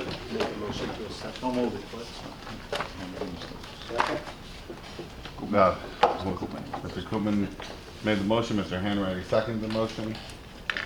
Questions, comments, discussion? Seeing none, hearing none. All those in favor of accepting the auditor's report, say aye. Aye. All those opposed? Motion carries. Thank you very much. Thank you very much. Curtis Lorna's sliding gonna come right in the up too. position. She needs her debut in front of the camera. Oh, boy. So we'll be brief. There's not too much more left to present, but on your agenda. Curtis, congratulations, Mr. Yeah, Chairman. really. Congratulations. Thank you. Ever since Lorna moved up. She straightened out. We're gonna get to her. But item 9.2, E&D certification. I met with our DOR rep today, David Guzman, and delivered the financial statements that will then lead to our excess and deficiency certification of fund balance. We'll probably expect that in maybe 3 to 4 weeks. He says he's brand new and he's got about 5 sitting in front of him. So he's in the process of, getting some training, and he'll eventually get to us. But he liked the package that he saw. We went through it today, and everything looked clean. We are pretty much a model school for our financial statements that are submitted. We're going to be doing a presentation with them to our MASBO organization, which is a really nice pat on the back for the district. So anyway, that's been submitted, and we'll see how we turn out. We're expecting somewhere in the neighborhood maybe of about 3.5% of next year's budget. And as you know, that we are somewhere at that 5% range where we're limited to. Can't go over that. That would then have to be returned to our member towns. So we're well up underneath that by about 1.5%, or at least that's where I anticipate. Any questions on that? All right, great. No, but a comment, Mr. We've had conversations about this. That's particularly timely, given you have a subsequent item here on the agenda relative to the building of the next budget, and given what we anticipate to be the Department of Revenue review time and then certification, it would be a great piece of the puzzle, if you will, because there are enough unknowns in this business to know where we stand with our excess and deficiency as the budget subcommittee and eventually the full school committee can plan accordingly. So. That's true, and let me also say this. Last year, when we approved the FY17 budget, you did approve $250,000. That has already been reserved. All right, so we normally have that cycle coming through, so we always want to make sure that what we have available in E&D will at least have enough to put that back into the following year's FY18 budget. If I may, the term reserved in that category for the benefit of the committee would be considered encumbered. Is that fair to say? Well, it's just called a reservation of fund balance, but it's close enough. Yeah. Okay. Yeah, I mean, I'm not going to get technical. Okay. But yes, that's... Reserves, in some cases, gives the impression of like stored or saved, or, you know what I mean, kind of, but in fact, it's committed, or earmarked, or encumbered. That's all. even a better term. Okay. It's earmarked because it cannot be spent because it's been reserved It's by the already school spent. committee for a future reduction in their assessments. Thank you. So now we're going to move on to the courtesy copy of the budget subcommittee meeting dates that Lorna so graciously put together for y'all. She's going to be instrumental in this year's budget, and we plan on getting underway with the various coordinators, especially taking a strong look at the salary and wages, hopefully within the next month, to try to get a head start for that first meeting in December, where we start undertaking that review. And as you know, that along with the fringe benefits usually constitute around 70% of your budget, maybe 75%. So that's one of the biggest pieces that we need to look at and undertake right off the bat.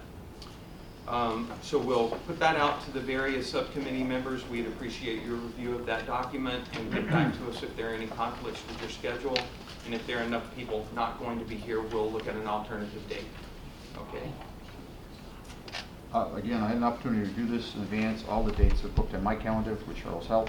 I had a single suggestion which may have been shared, and that is for the public hearing that we might include an item that shows that we do proper notifications for the public hearing within the timetable. So that just you are detailed in this design to indicate even that the treasurer certifies the final.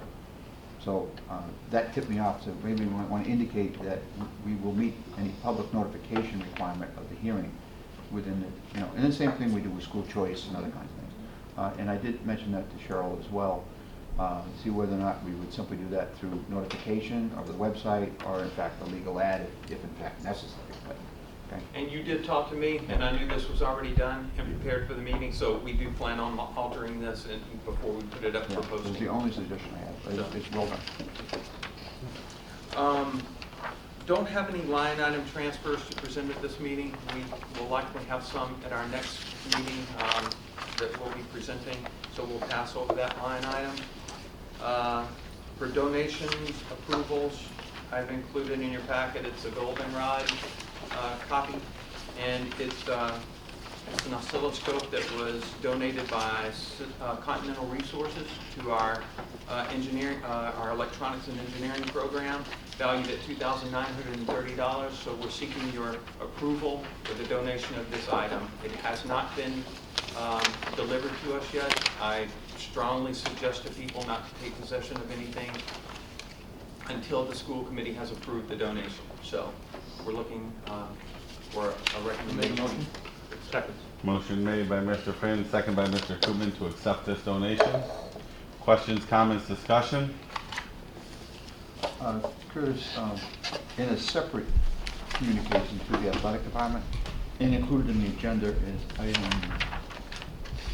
10.11A, a parent of a football player and a graduate of the school made a donation that I was made aware of, which translated into football equipment. If in fact, in the eagerness for the athletic department to accept this, and asking me to simply acknowledge the gift, if we should, if we missed a step in this relative to the donation, my apologies, but I didn't initiate this, but well, just maybe to follow up, you do have the authority to on recurring donations to approve those. The reason why we wanted to bring some of these to your attention is because we are valuing these for tax purposes. And we did run into an issue where somebody had donated a vehicle. They had $1 value in mind that was significantly different than what we presented to school committee. And the donor kind of felt that maybe they would have rethought that, understanding they thought it had a higher value. We still had a disagreement with that from our auto tech department, but we had already taken possession of it. And it's always been a policy, but I think that drove the point home: do not do this until it's been approved and they understand what that dollar value is, because it would give them a chance to pull back if they didn't feel like it was in their best interest. yeah, and I think the logic of that policy, and it went through the policy board, speaks volumes, and I certainly support it. All I'm saying is I didn't want something to happen in a circuitous manner.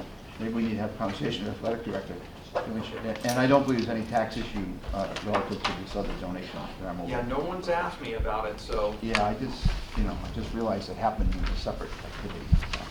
Okay. Sorry, I have an ID for you. So can you get a motion? Yes, a motion. There is a motion on the floor relative to accepting this donation. Any other questions, comments, discussion?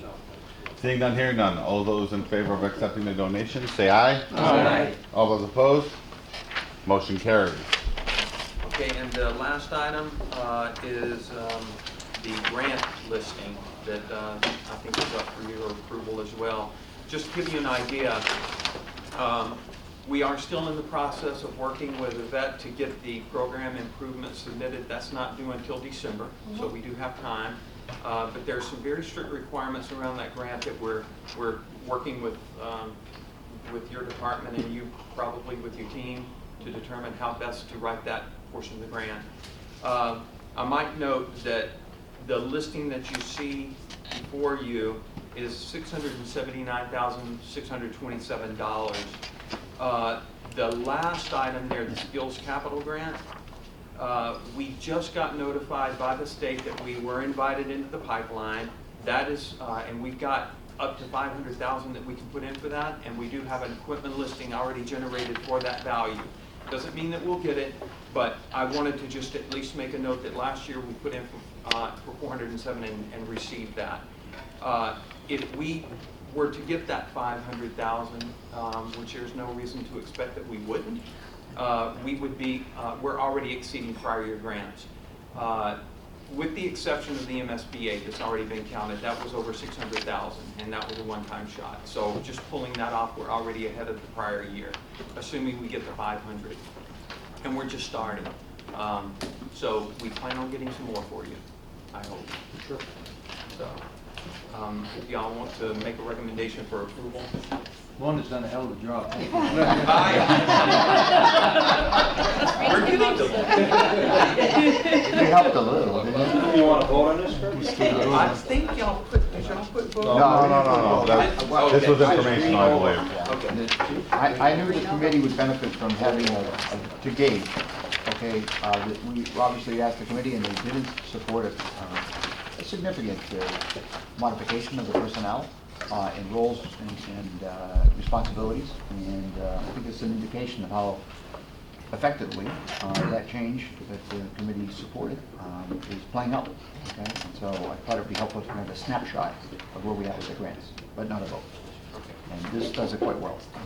And then maybe just one other off-topic item. We went through the ASIN review, accreditation review this week, and we had the exit interview today. And I wanted to at least have Lorna just say a couple of words about, we got a full pass on the financial piece of it. We had no findings, we had some good strengths in there, and they really commented on the federal financial aid, which, as you know, is quite an undertaking from a processing standpoint. And I just thought I'd have Lorna let you know what they had to say to her about her role in that, because she's really done an outstanding job. Before you do it, can you give the committee just background information? They won't recognize the audit or by it without connecting it to the PN program. The PN program? You have to give it the background.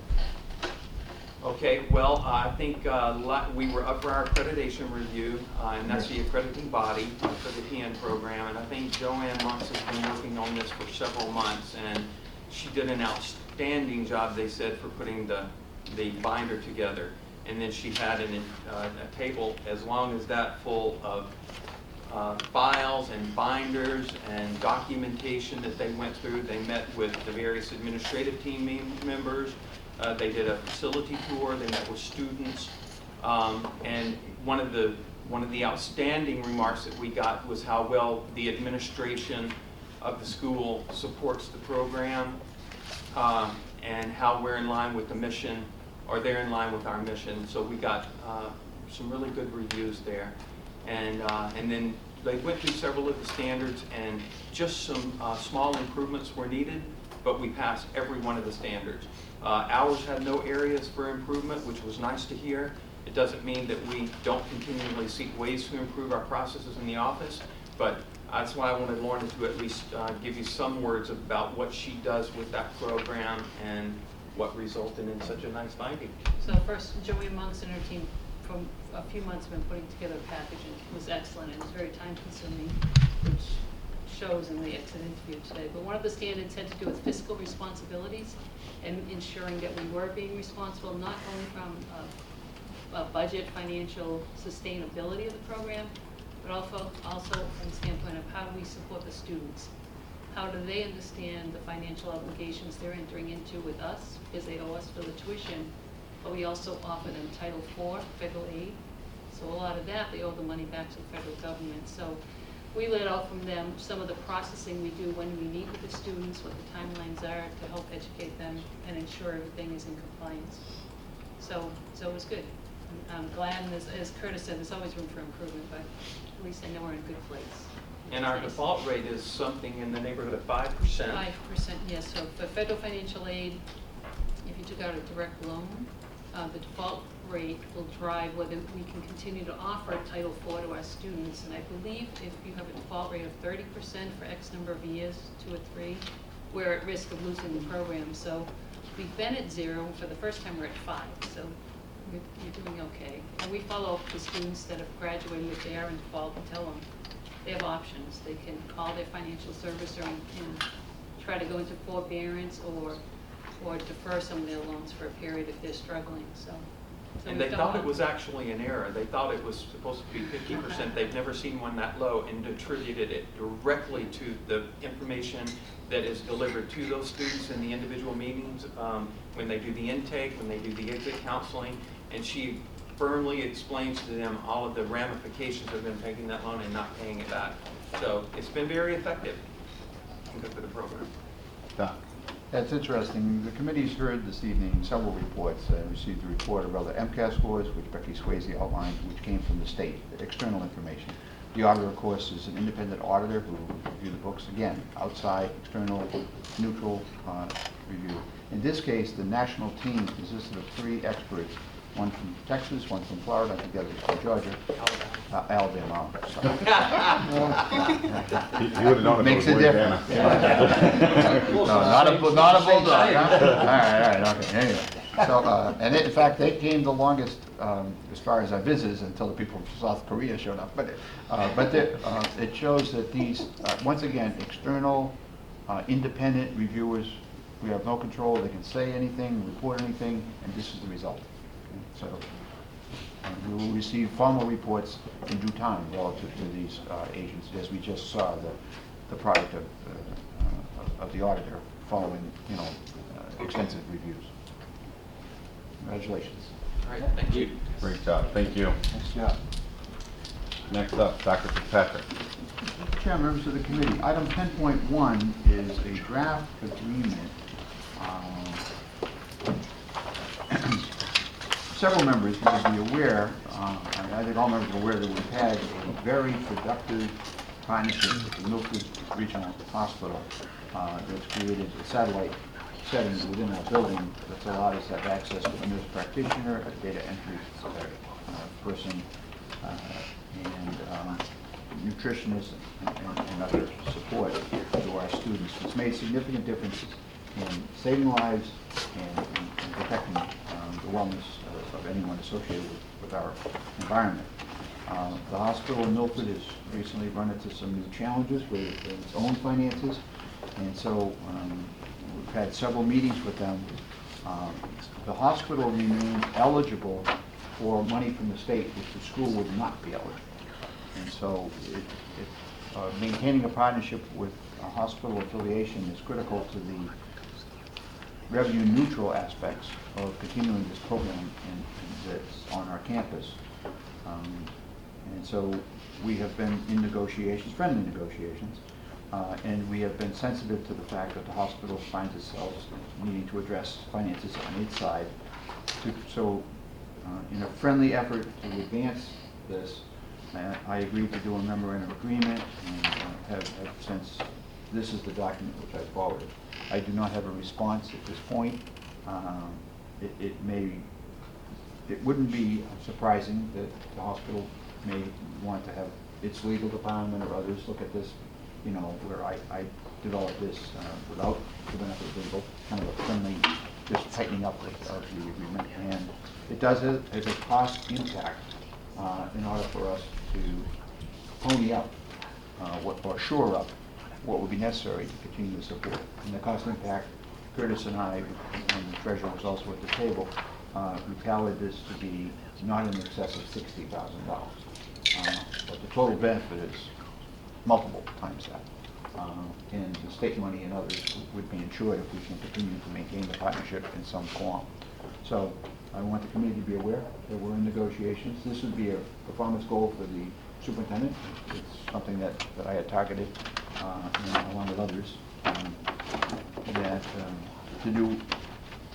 to conduct an exhaustive effort to maintain this partnership in a cost-effective manner.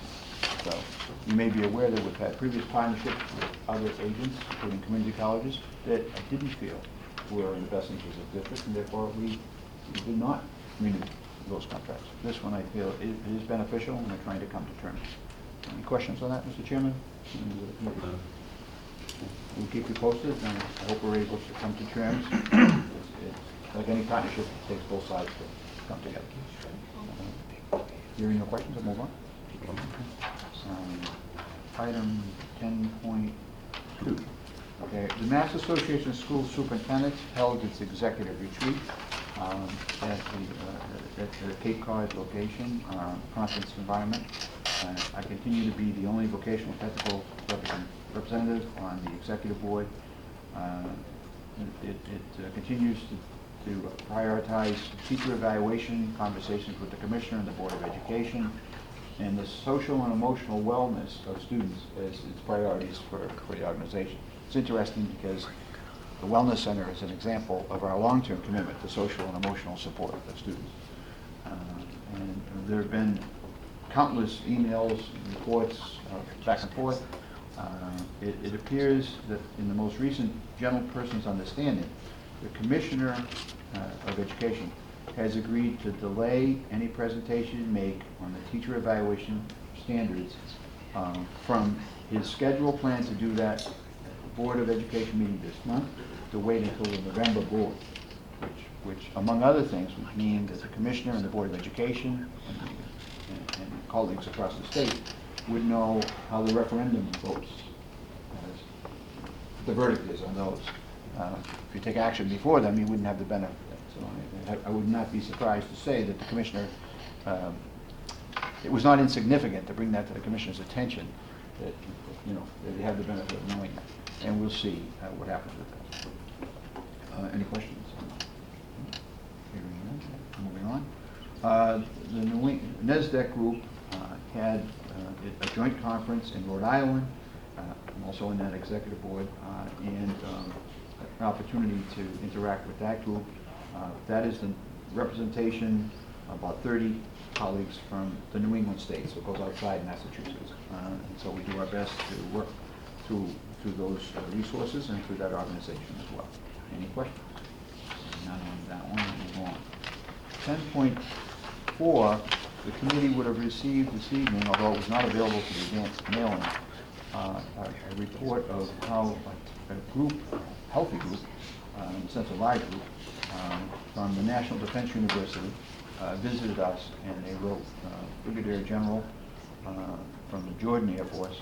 Pretty interesting because our students were making presentations to these military leaders from across the world. And our students oftentimes begin, well, I live in Mendon, I live in Uxbridge, I live in Northbridge. And, you know, when you're from New Zealand, you know, whatever, it's a little different in Somalia.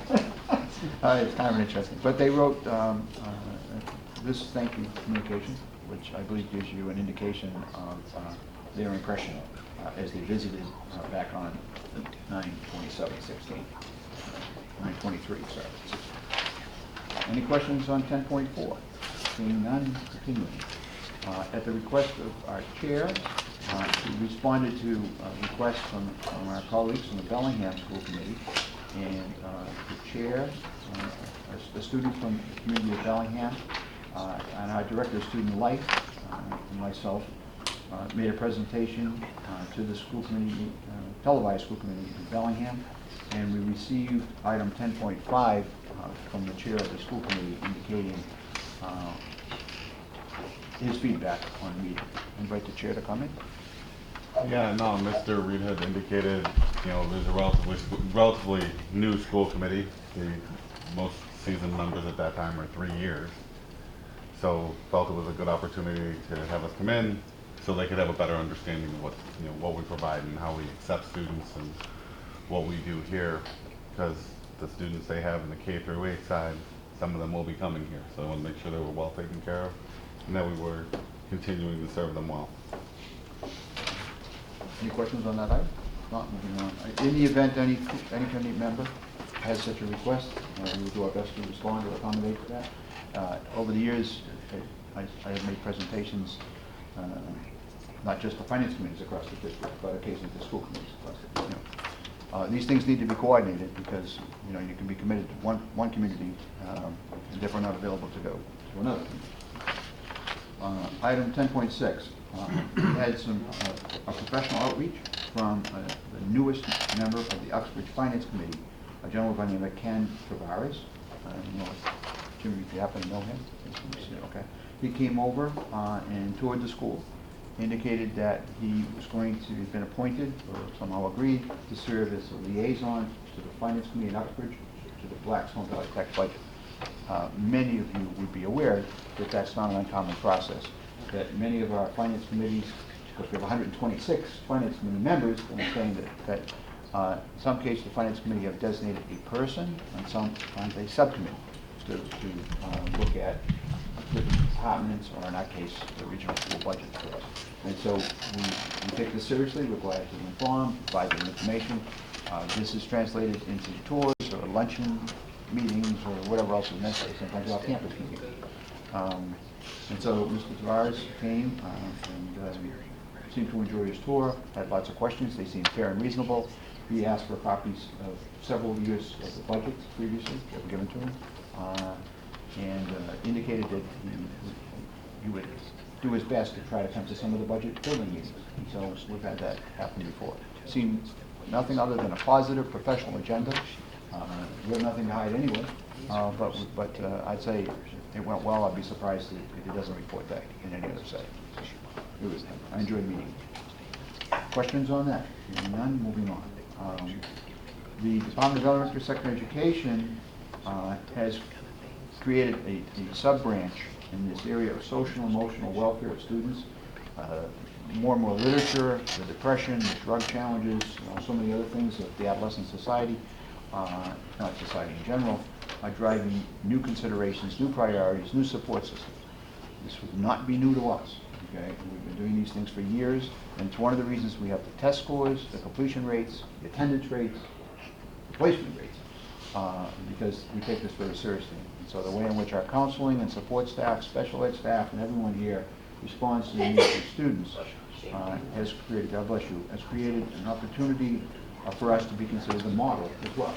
So when they appointed some of the new people with DESE, I invited Mr. Holloway to come. He spent the most part of the day here. By coincidence, the school committee witnessed at the last school committee meeting, presentation by our counseling and representation from our special ed and support staff. He mirrored that, okay, kind of same thing. So we have already been invited to make a presentation December 5th statewide. So we'll be glad to follow up on that. So, any questions?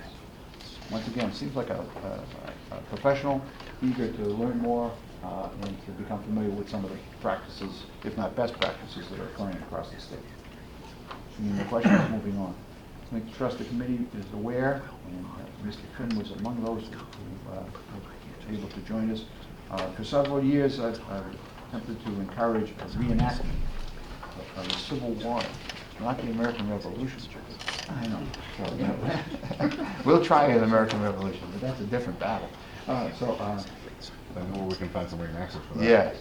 So, in any case, the school system took this on. It's kind of, across the curriculum activity.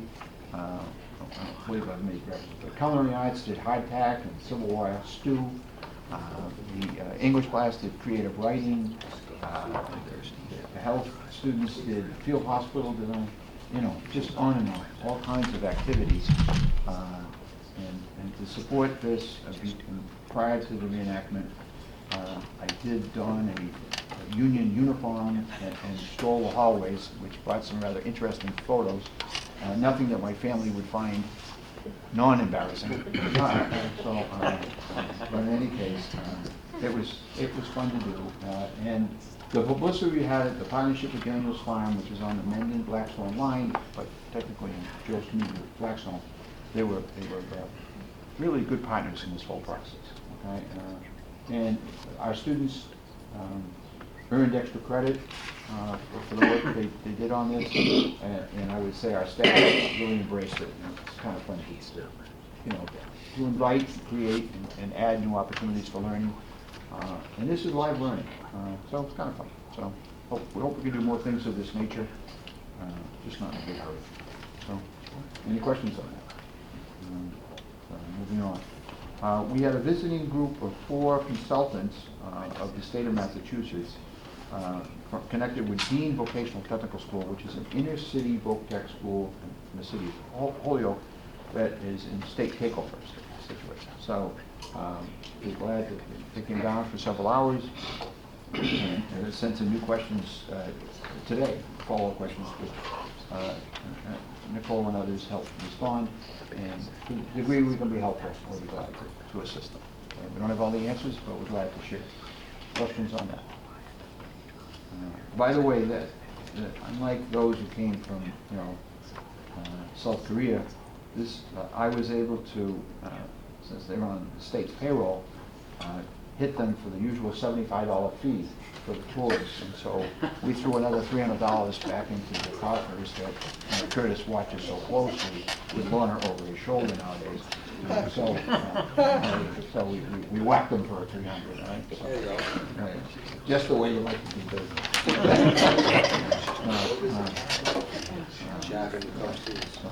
Any questions on that? Okay, moving on. The exchange rate in South Korea, they would have needed exponents for the dollars versus the won, I believe it is. All right, yesterday was the Governor's Economic Development Summit at the DCU Center in Worcester. About 500 participants. Secretary of Labor, Secretary of Housing, Secretary of Transportation, Governor, Lieutenant Governor, and well represented from town managers, state reps, senators from central Massachusetts, and the entire state of Massachusetts.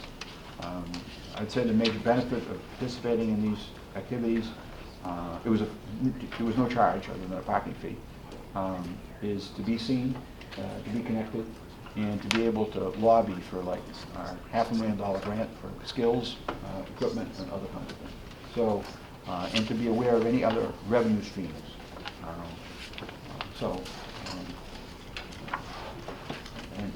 And Blackstone Valley Tech is a known resource for these people, right? And they've referenced it in their remarks. One of the keynote speakers of this was the Secretary of Labor, who was our keynote speaker at graduation. And included in his remarks was the fact that he had been our graduation speaker. He was working with a vocational technical school such as Valley Tech. And so it's interesting because it's a big state. It's nice to be noticed. It doesn't hurt our kids either. Any questions? None. Other donations. As I mentioned, we received a substantial donation. I do not have a dollar amount from a graduate and a parent of one of our football players that was directed to Newmark football equipment, blocking, sleds, things like that. And I was alerted by the athletic director. It was a substantial donation, and the head coach in football indicated that he was quite pleased to have these additional training devices that were provided at no cost to the district as well. So I didn't want that to go unacknowledged. That's an alumni. That is alumni. It is an alumni. Oh, yes. He's a good guy, too. Yes, I he know is. him personally. Yes, he is. Nice family. They had a pasta feed recently for the football team. So, that might have cost more than the donation, but any questions on that? So it's nice to see those types of support. The Savers Bank is the more, it might be here, so go to the committee here somewhere. One of the latest has agreed to respond to our request for the $3,500 for the van operation. They committed a $3,500 donation for the vehicles that are transported our students for this project. So that would mean we had Guilford Bank for $3,500, Charles River for $1,000, Savings Bank for $3,500. Millbury Savings is currently, the trustees are reviewing our application. Okay, so unless you heard anything new and different from that, that's the latest I have there. And okay, that summarizes that. Questions? We continue to look for additional supports of these nature to complement the investment that our communities make. I believe the committee is also aware that Blissful Meadows had a traditional company open and made a donation of $5,400 and change. Okay, from that fundraising. That concludes my report. Any other questions for Dr. Fitzpatrick? Seeing none, next item on the agenda, Mr. Lavin, Facilities Subcommittee report. Yes, I'll keep it short as I can. Okay, on September 14th, we met, October 12th, we met and discussed just some things that are going on, like Mr. Brocher gave us an update on the building phone system, you know, to see where it was at. We had a couple committee members that had notified us that they've had some issues with, they've heard of some issues and things of not working right. And Mr. Brocher has taken care of that. I don't really want it, but it's right here. But, and then he talked about this silt fence repair on the trash land that had fallen down. Took care of that. And then gave us an update on the roof, which that is next agenda, so I'm not going to really hit on that too much. And as you all know, you were all sent a draft copy of the property to look at. Appraisal. The appraisal on the property to look at, and you can see what it is. And now, next couple meetings, we're going to work with Curtis, the doc, about basically really going to market with it, I think. Doc, I don't know how you would say, I guess that's how we're going to do it, as of right now. Well, One step at a time. one of the assignments given to the subcommittee by the full school committee was to have an independent appraisal completed, and so we viewed that as a priority. And there was some early indication that it may take several months to have that accomplished.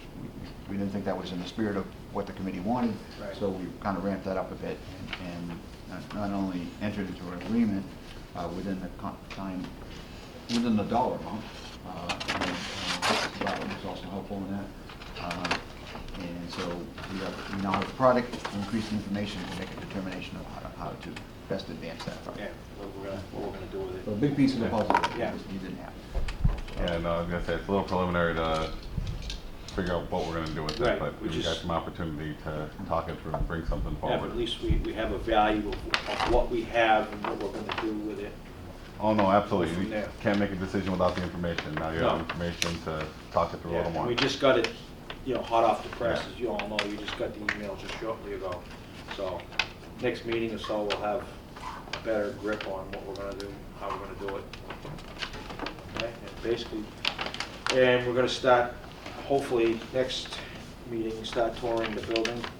And we're going to start just hitting certain areas, and the committee's going to take a little bit of a different direction. You know, we're going to look at things in the building, but we're going to try to go into the next, 5 or 6, 7 years and see if we can create a different way of changing things for the school, something we can do to make it better for everybody. How would you put that in words, Doc? Well, I'm not really good with that. No, that's okay. If I may. At the request of several, I attended the last two subcommittee meetings, and I encouraged this facility subcommittee to recognize its potential. And rather than looking at, a lightning strike that drives a new need, okay, we've got to fix that. But also consider larger, long-term, as well as the short-term activities. And so that's critical. And the expertise that's represented and the insight and the ability to commit in that fashion should translate to blueprints for long-term planning. Okay, and so So larger scale, larger lens, larger footprint going forward. And whether that translates to bleachers or, you know, a variety of things. I'm just saying, other things that are not here, but that can be secured in a cost-effective manner. To upgrade better than what we have. Create a strategic plan. No, this subcommittee has a lot of potential to, you know, like Doc said, kind of go outside the box a little bit and provide some value in ways that other schools may not utilize their subcommittee. Any other questions for Mr. Levin? Assuming you were all set. Yeah, our next meeting is the 16th. Just so everybody knows, it's the 16th. It'll be the night before, unfortunately, it'll be the night before the school committee next month because of everybody's time. That's the only time we can get together. So we'll do what we can. All right. Anything else? All right. Next up, Mr. Brochu. Thank you. As Mr. Lavin stated on the roof project, the self-funded roof project that we did here at the school with partnership with the Mass School Building Authority is complete. The project itself is complete. The punch list that was generated by the architect engineering firm was complete. Commissioning agent came out, which was Gale Associates, came out and did their own punch list. That punch list is also complete. So the project itself is done, working with the contractor and the engineer to try to get all the administrative closeout paperwork, which is the as-bills, the warranties, the O&Ms, everything that goes administratively. He's hoping to have that all done by the end of next week. So it is truly my hope that this project will be completed by the end of this month. But the project itself is complete, and administratively we hope to have it done by the end of this month. And I think overall this project went extremely well. Out of the 3 self-funded roof projects that we did, from the restoration we did on the 100 wing back in '07, I believe, to the 400 wing roof project to this one, I think that this one was really done the best. From the initial bidding, where we had 12 to 13 bidders come in, the first 7 bidders were actually lower in their budget than what we anticipated, which was always a good thing. And so the bidder that the contractor that we chose was substantially less than what we budgeted. And at the end of the project, on a $717,000 project, to have one change order in the amount of $5,273 is unheard of. That's less than 1% in change order. That is truly, number one, for someone to self-fund a close to a $750,000 project is unheard of.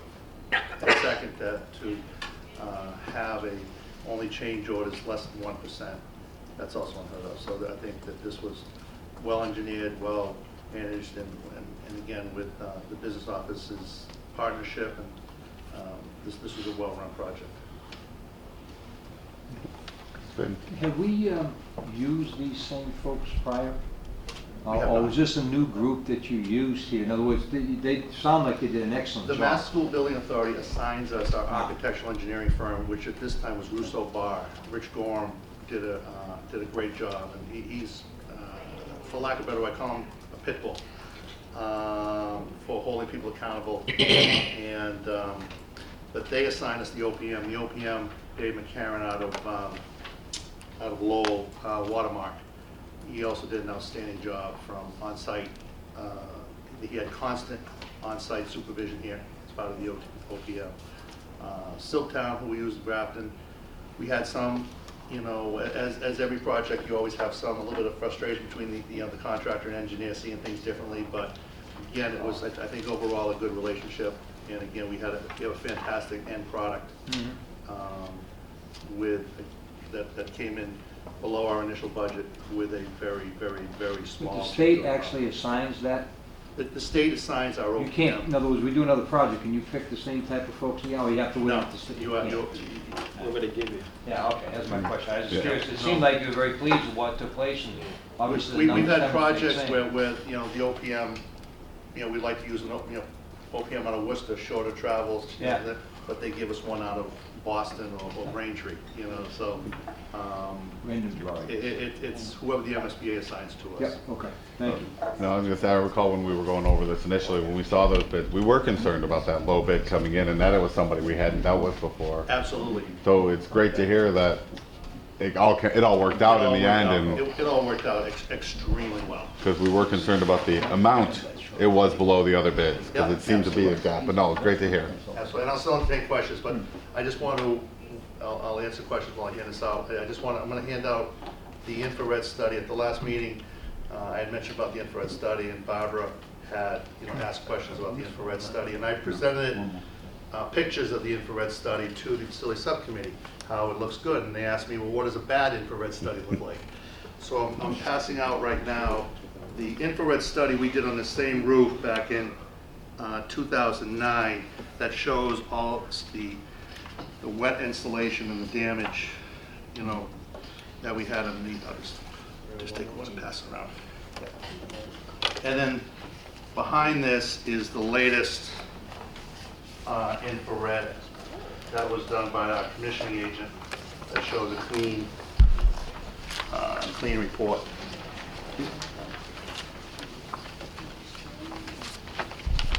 You'll see in the ProScan report that we did back in '09, wet insulation comes in, shows up at night in the infrared with a yellowish orange heat, and that's identified as they mark out the roof where the insulation is actually wet underneath.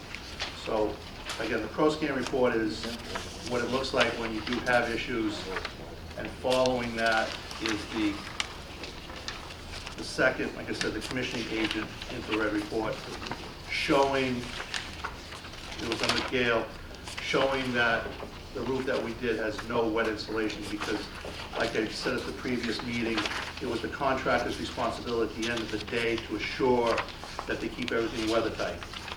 This was a requirement of the MSBA as well as the project to take an infrared study after the fact to assure that they did keep it weather tight and that the new installation was not wet. So, and that proved that they did. It shows that we have currently a very tight roof. Doc? Jimmy, I got a series of questions for you so the committee gets a good feel of some Yes. things. Curtis outlined the fact that he's building about almost maybe up to $500,000 in skill grant under the new application and the actually Yes. $1 billion economic development bill that the governor got through.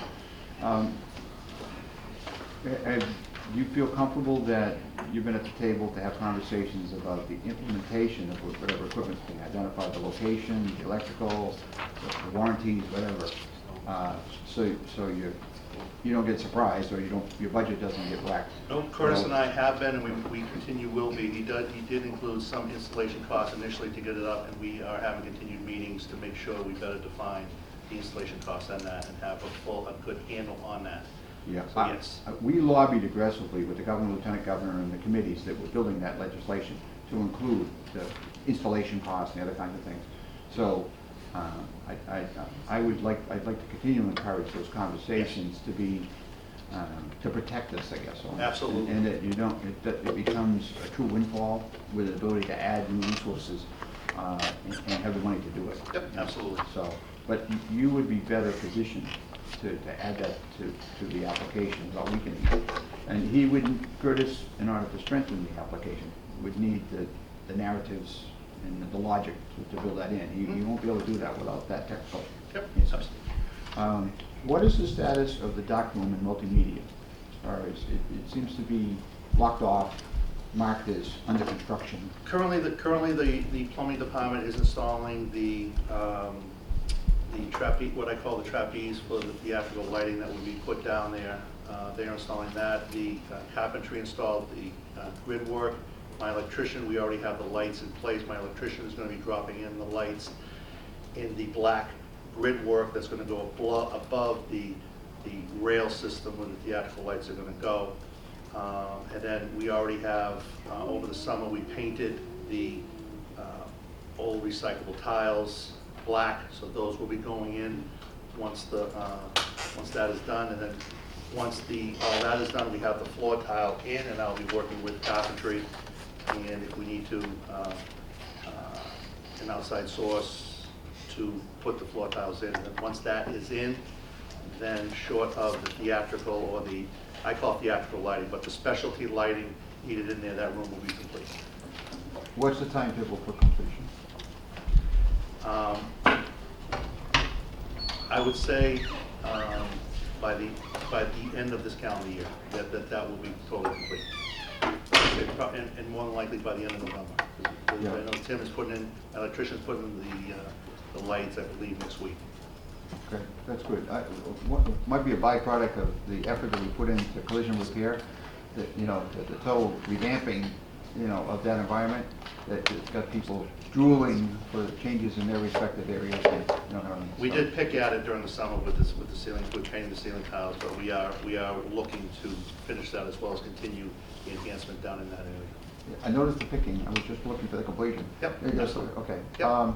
There seems to be a number of items in, I'll call it hallway surplus, in outside drafting, you know, that corridor. Yes. What's the plan? That's been there for a while now.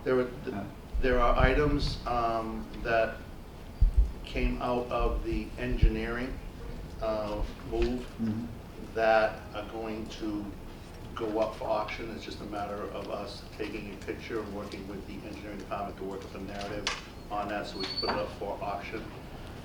There currently is the pellet maker out there that is going to be taken by another shop to use.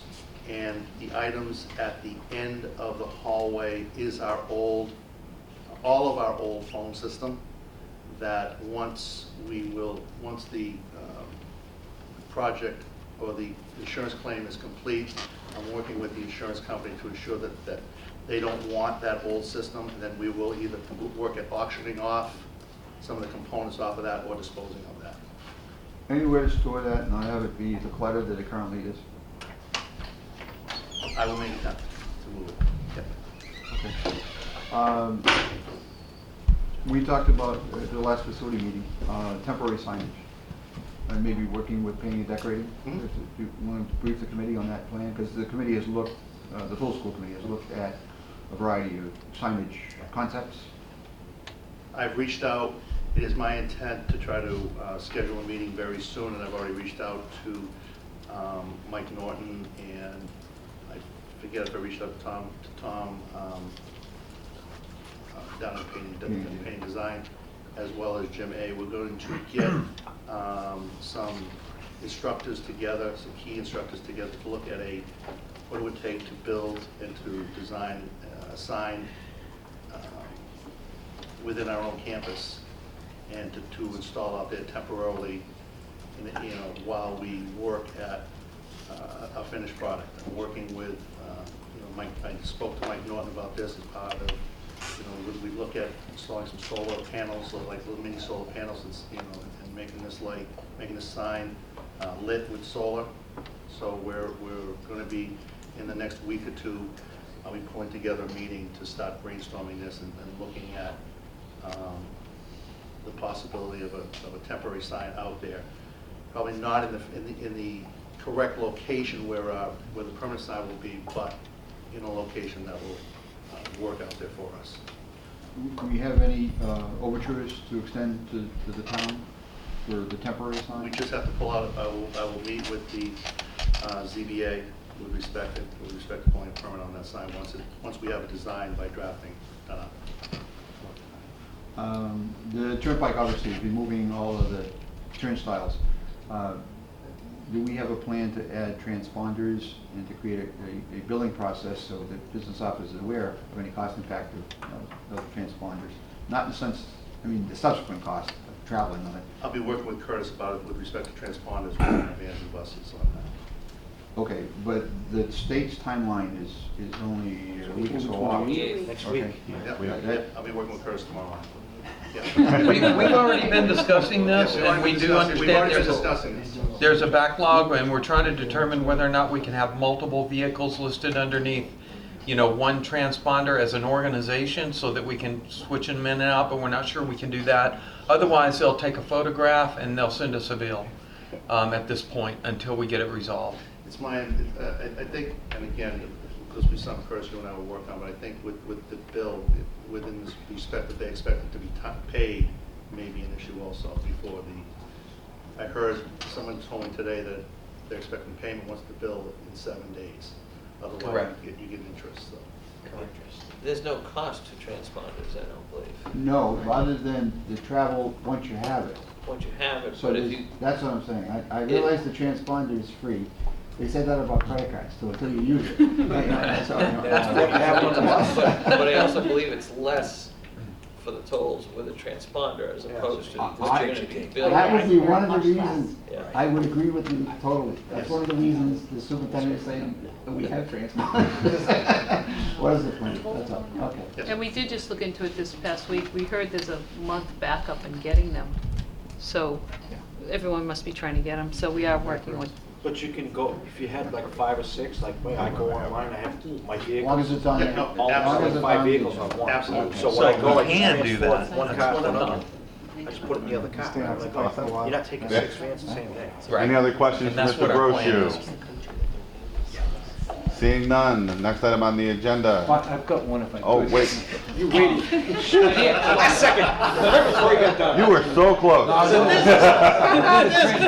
You got it underneath the window. I just, a question, you're involved in the funds? Yes. Is there any way you can change that on-hold music? That is absolutely mind-boggling listening to that. Just hang up and call back. I mean, even something so as perhaps while someone's on hold, if you could tell them a little bit about the school or about the MCAS or give them some indication of something going on that we're doing that's good. That pipe music by something on there, it will drive you right out of the freaking car, so. Just my opinion. Absolutely, I will look into that. It's really, that's crazy. How about the old Trying to get you to hang up. Yeah, nothing. You listen to it. I like that, nothing, Not not music. so much to Jimmy Buffett, okay. All right, Mad. All right. Yeah. other than the musical taste, Mr. Finn, anything else? Thank you very much, Mr. Brochu. And if I, one more, it's for the record, while Vice Chair mentioned about the phone system, I just want to say that we did submit the final tally sheet to our insurance company yesterday. Good. With all the invoices and stuff. It's $150,000. Yeah, $150,000. Great, thank you very much for that update as well. Now are we ready for the next item? Okay. New business. Does any member of the committee have any new business to bring forward? Seeing none, Dr. Fitzpatrick, do you have any new business to bring forward? We have a request for assistance from Middlebury Savings Bank to look at a business which they took over because they're in the financial challenges. And we have some people who will go out to look at that business tomorrow to make a determination whether or not there's any asset there that we would make a bid. Okay, so, cool. So, probably a bunch of other things, but they don't come to memory at this very moment. As you can tell, it's been pretty busy. Been too busy to come up with new items with all the tours. So there's a lot of new stuff, so there's not a lot of new. Doc, speaking of that, how's our building alternatives doing? I know we talked about the construction and stuff, but it hasn't been updated lately. One of the items on Curtis's summary list for the grants was the second request of Lowe's. In fact, it could be confusing because it's Lowe's Skills, okay, for another $25,000 worth of materials to do the next phase of the alternatives. Oh, good. However, we want to make sure that we have the way that proposal was written and the way in which the first $25,000 worth of materials was that Valley Tech would have first dibs on the utilization of the function room that would be built, that we could use it. And so we're going to send some people out on Monday to reaffirm that understanding because we were led to believe that the firms might be exploring some other options. So, whoa, wait a second, so So, we hope that's not the case. It's nice to know. So the next phase has been submitted, you know, and we expect that, the Lowe's people initially said they would welcome a second subsidy and a second request, and so they got it. Good. Great project.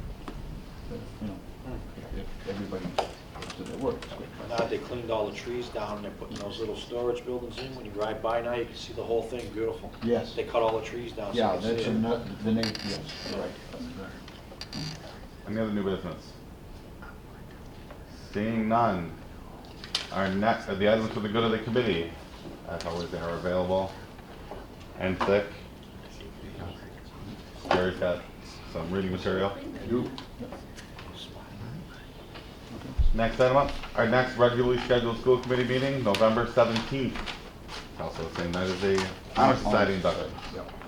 I did not see a need for an executive session, so there isn't. All right.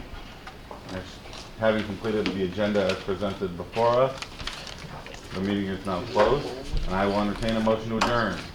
Motion. Mr. Broderick makes the motion. I think I heard Mr. Finn on the second. Question, comments, discussion. All those in favor say aye. Aye. All those opposed. Motion carries. We are adjourned.